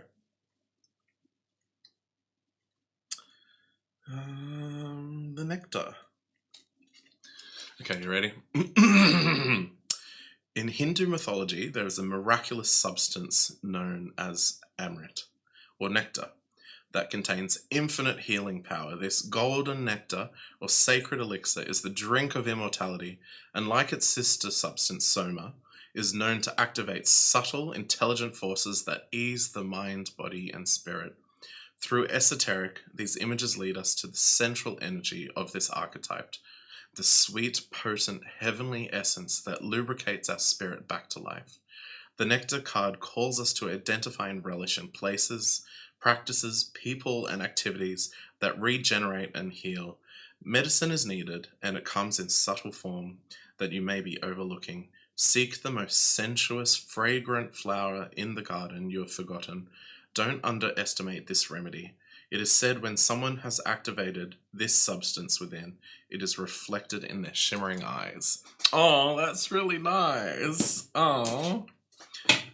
Well, to the one particular Capricorn I'm thinking of, I think this card is very you, if you're watching and you know who I'm talking about. That's very you, I think. I'm very happy you got that card.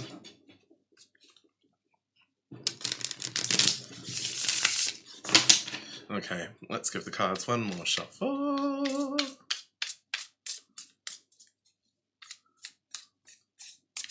Okay, Capricorn, what are you leaving behind in 2025? Oh, yep, leave that behind. So we've got the Nine of Swords, got the Three of Cups upside down. Oh, when the Three of Swords upside down. Okay, so it seems like, I don't know if you watched the intro, so skip this part if you've heard it already. But 2025 in numerology is a number 9 year, which means it's the end and the closing of a chapter. And 2026 in numerology is a number 10 or a number 1, which means it's the time to move on to something new. So last year, the year of the snake, is about shedding skin, shaking off the things that no longer fit, that are no longer healthy, that we no longer need, ready for the fresh new chapter ahead. So it seems here that for you, 2025 was very much a year of deep... I mean, you look at this card. Without me saying anything, what do you think it means? Just very much a year of detritus and rotting and things that needed to fester away, things that caused, great distress and made you feel like you were in a place of death. Let's leave that behind. That's for 2025. And then the other two, Three of Cups and Three of Swords. So I guess for you, a big part of this was around... Sorry if this is really heavy, but very much around heart connections with people. So maybe last year was a year where you realized that certain connections were reaching their end, that they weren't life-giving anymore, that you'd outgrown them, that they didn't serve you, that they weren't healthy.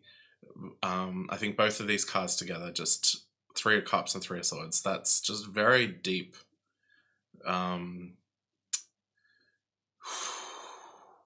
Yeah, just very, very deep pain in the social, relational, emotional, friendship, family, love sense. So that's very heavy. So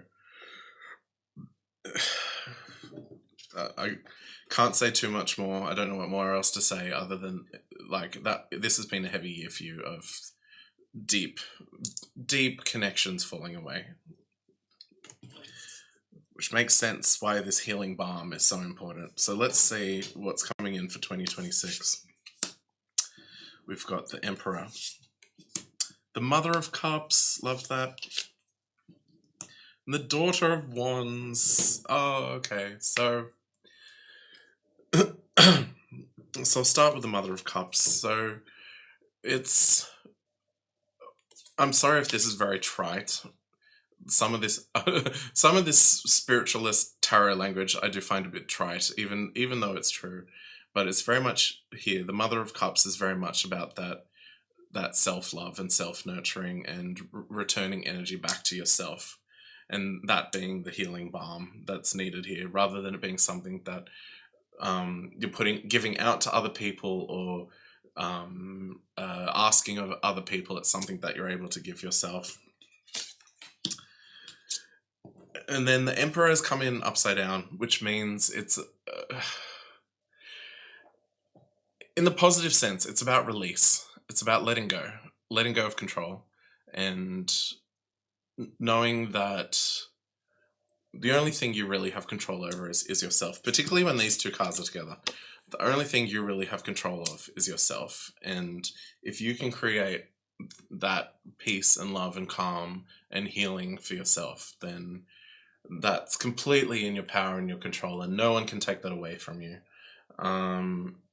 You're also releasing, I guess, I don't know how else to say it. It's the word that's coming to mind. The burden of other people, the burden that, I guess this burden, the burden that people place on you, and the burden that you feel on behalf of other people, just completely releasing that and fully coming back to self.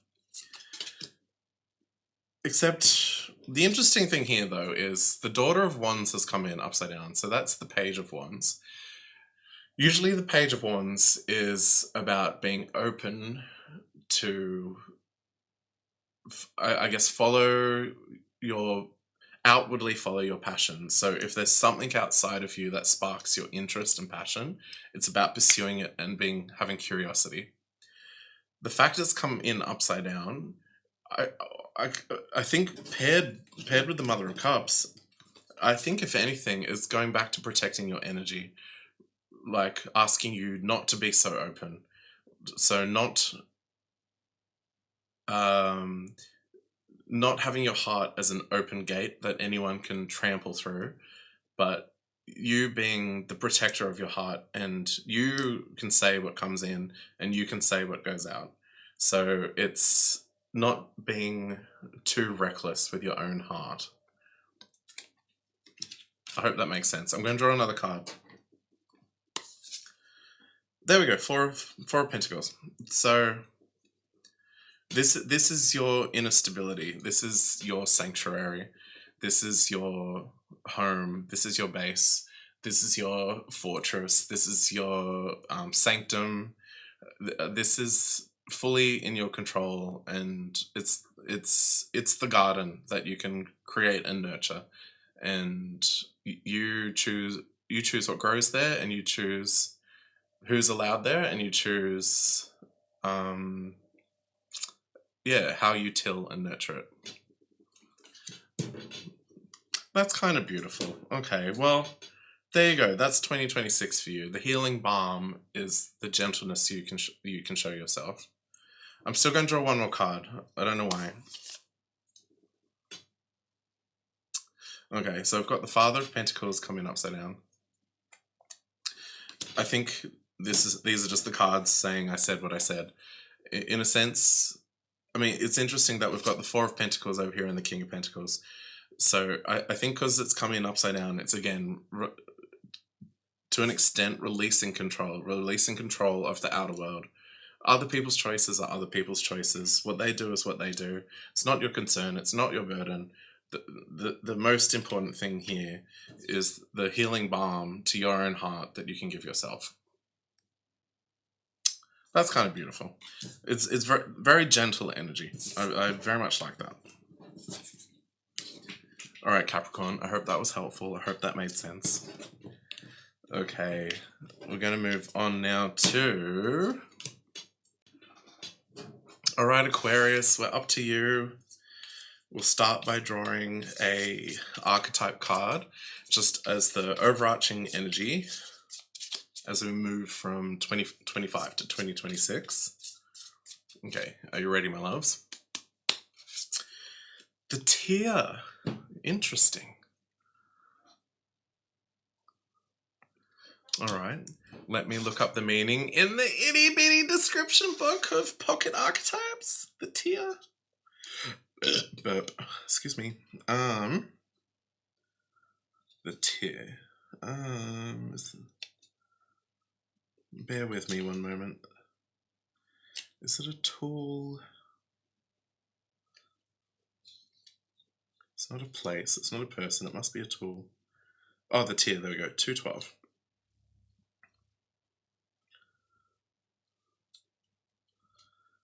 Okay. You ready, my loves? Okay. Tears are droplets of letting go. Once they begin to fall, we allow the swelling tide of emotion to run its elemental course. Often the tear is what is needed in order for a conversation or situation to break into the next level of intimacy and vulnerability. Some say that tears are so powerful in softening our egos that they open up a portal to the unseen world. Through our watery eyes, the ancestors catch a glimpse of us, and we are reminded of their eternal embrace.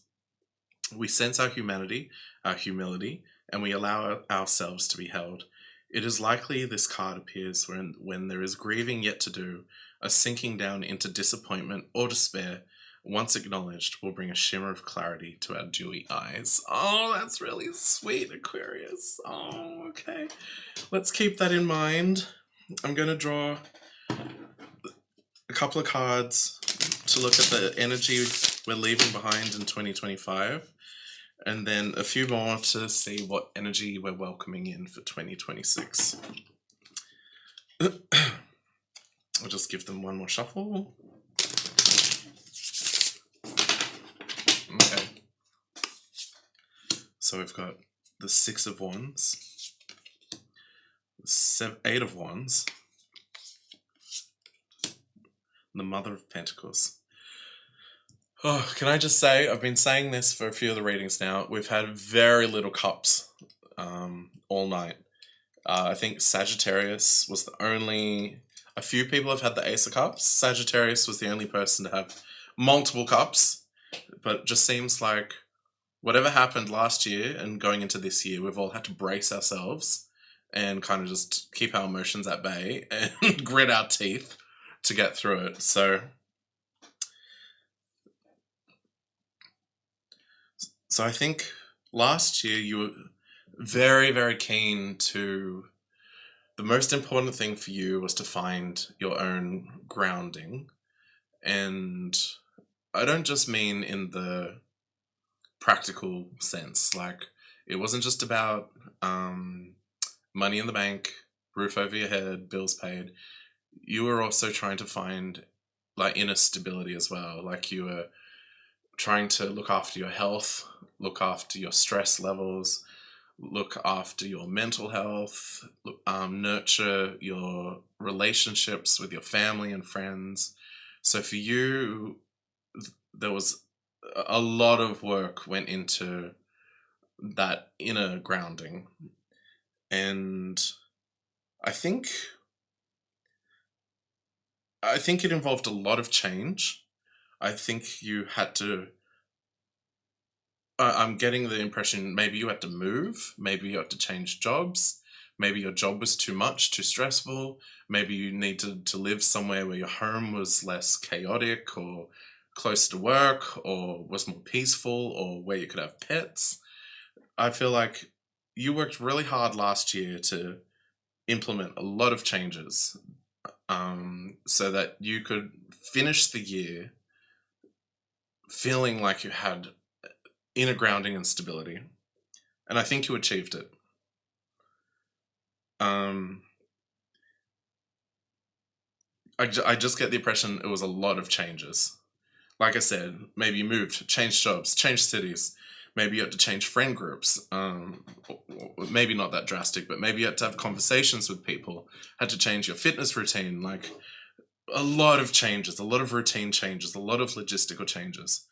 And good on you. It looks like you achieved it. I'm not sure where the tier comes in yet. I'll draw some more cards, but maybe the tier is maybe it's just even relief. Maybe you can look back and be like, thank God I'm still not in that job that was destroying me. Thank God I live somewhere now where I can afford the rent, where there's peace and quiet. I can actually sleep. I can rest. I feel like it's a tier of relief. Like, and almost maybe gratitude as well. You just can't believe you made it to the other side. And it's just, you know, when you finally get a chance to rest, like if you get a holiday break, I don't know if it's the same for you. Sometimes when I get to a holiday break, the first week I get sick. It's like your body catches up, and as soon as you give it permission, you get sick. I feel like this is similar to you. Maybe you got to the end of the year, the summer break happened, and all you could do was just cry. Cry from relief that you made it to the other side. You're like, you know, you're like, at the start of the year, this is what I knew I needed to make these changes, and I can't believe I did it, and now I'm so thankful and relieved I made it and I did it. What a beautiful way to wrap up 25. By far, this is the least dramatic story of people's journeys in 2025. Let's see what's coming next around the corner.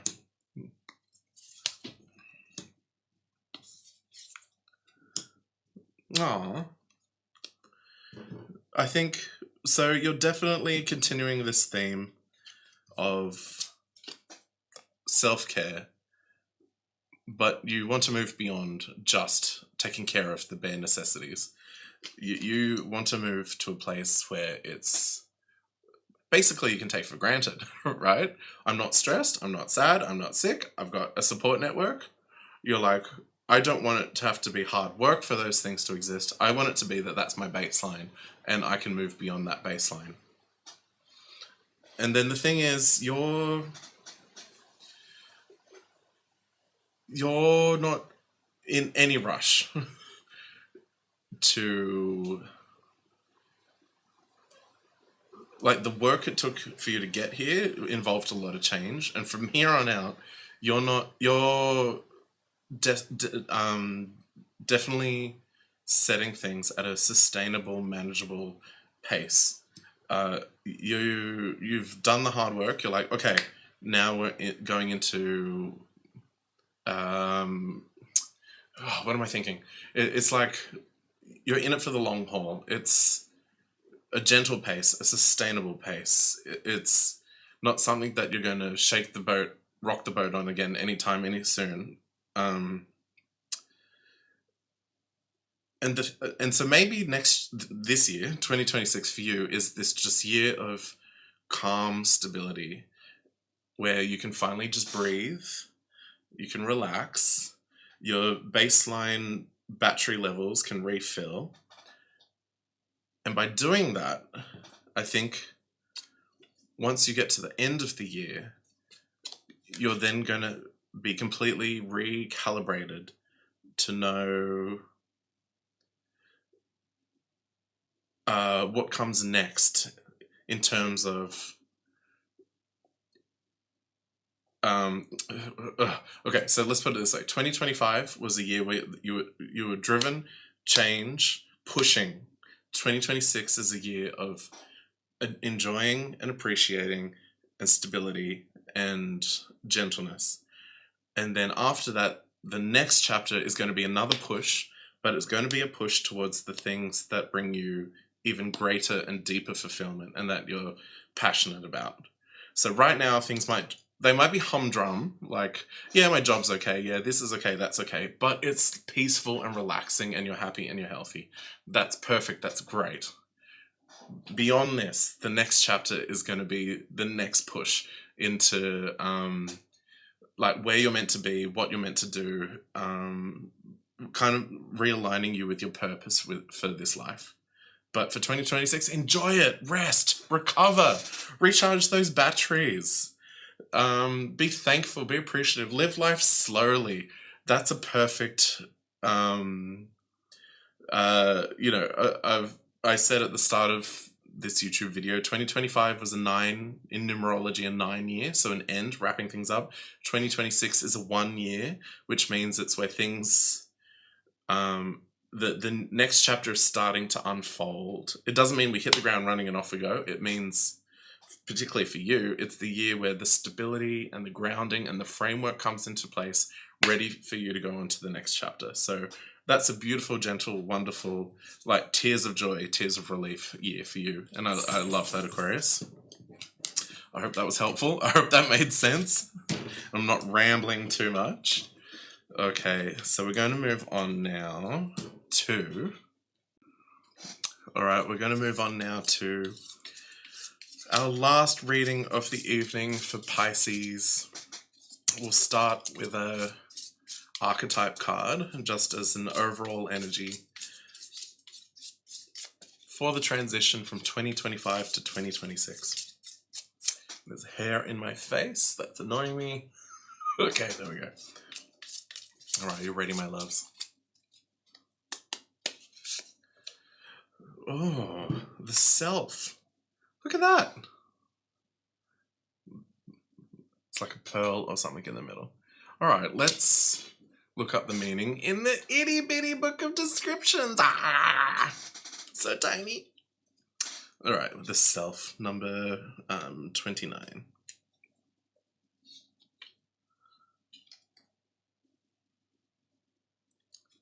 One 6-2.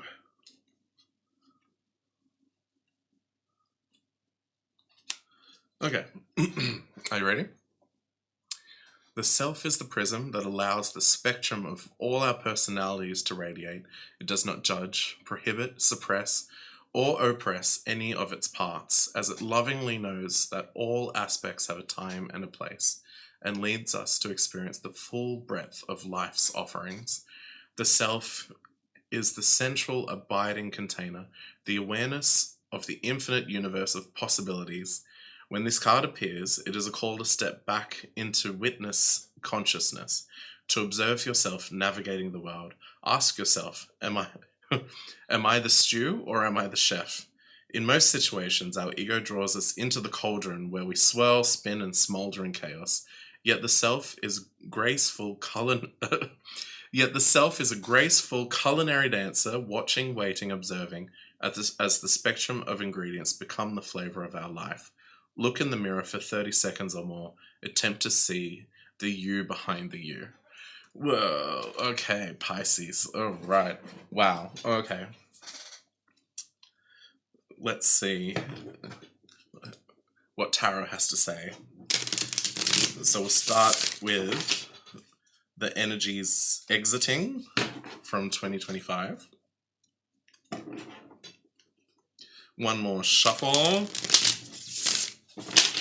Okay. So we've got, ooh, the Tower, the Nine of Wands, ooh, the Ten of Cups.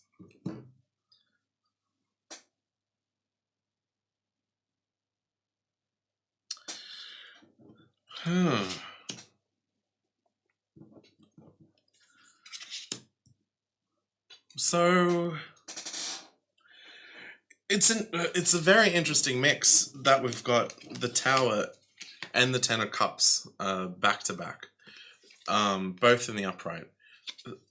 It's kind of like last year you were seeking or trying to find your ultimate happiness, ultimate purpose. That might have been through, you know, your family life, your community, fulfilling job, and it was something that was deeply meaningful, deeply important to you.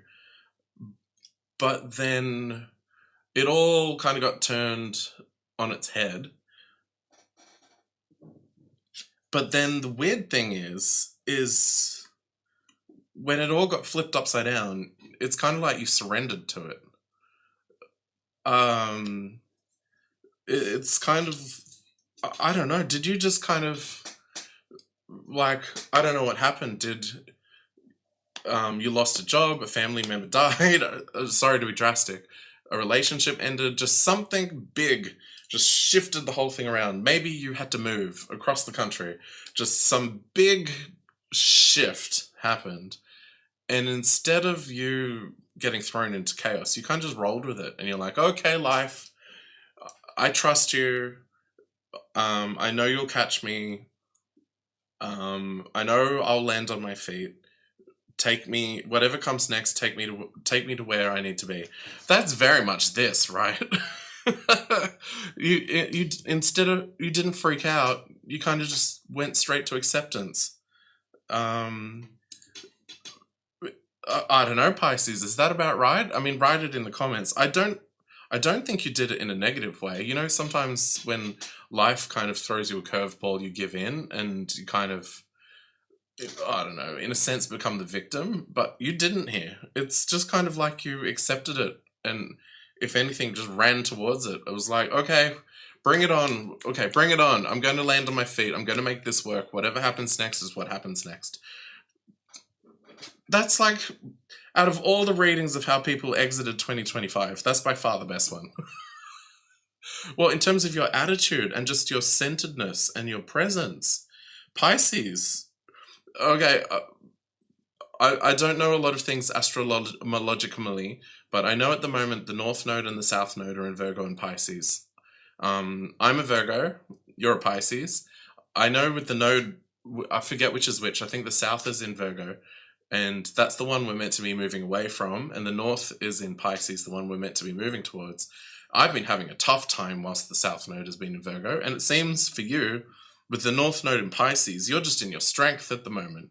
You know the depth of your capacity.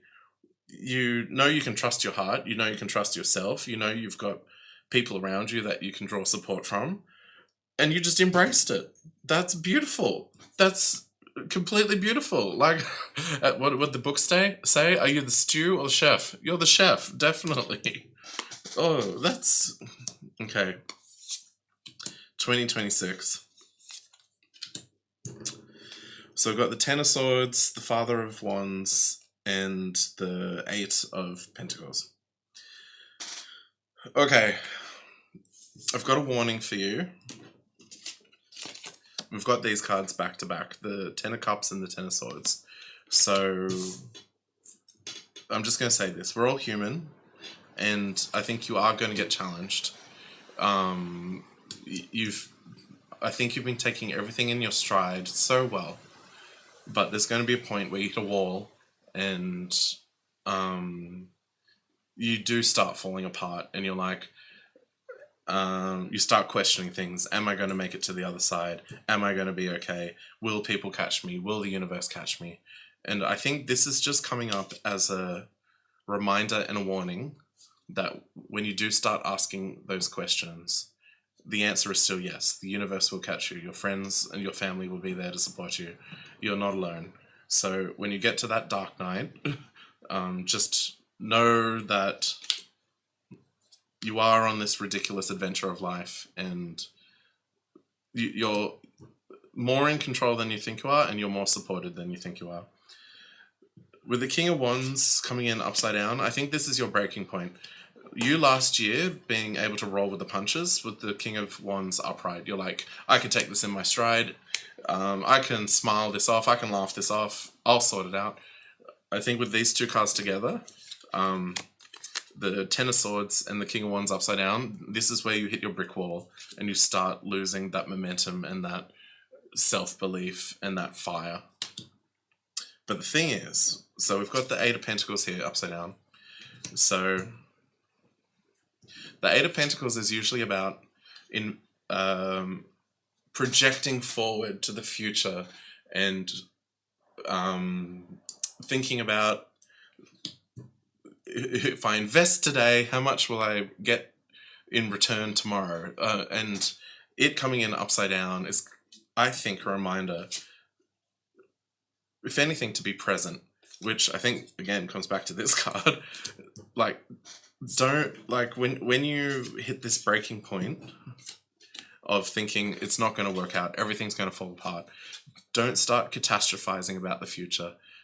Don't become overly obsessed with the future, like, you know, oh, I need to do this, I need to do this. If I don't do this, then this won't happen. I have to do that. And if I don't do step one, then step two won't happen. Like, before you start catastrophizing, just bring it back to the present and stick to the mantra of, you know, I'm enough, I'm capable, I'm moving through this life.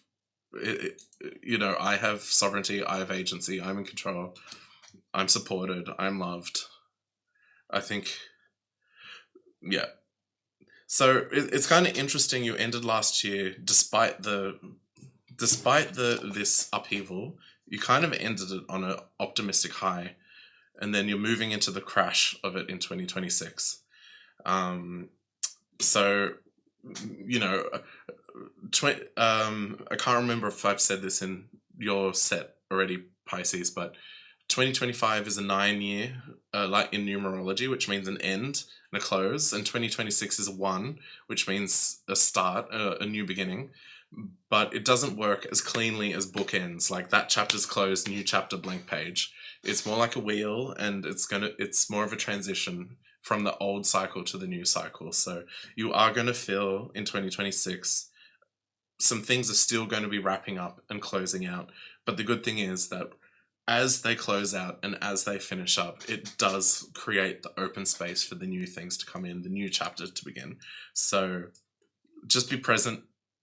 Just take each day as it comes and go back to this beautiful, wonderful energy that you do have abundance, you do have love, you do have support, you do have everything that you need. Life will work out in your favor. You can do it. Just keep that perspective in mind. All right, Pisces, I hope that was helpful. I hope that made sense. All right, well, that's it for this evening, folks. I hope these readings were helpful, entertaining, insightful. If you'd like to support me, the best thing you can do is hit like, leave a comment. If you're on your phone, hit the hype button. That would be amazing. Otherwise, my loves, you can follow me on the socials. What are they? Instagram, TikTok, YouTube. Come see my shows during Sydney Mardi Gras. Otherwise, I'll see you next time, my loves. Bye. Sweet memories swell in my head. Marshmallow fluff, oh so divine. Take it back to those simpler times.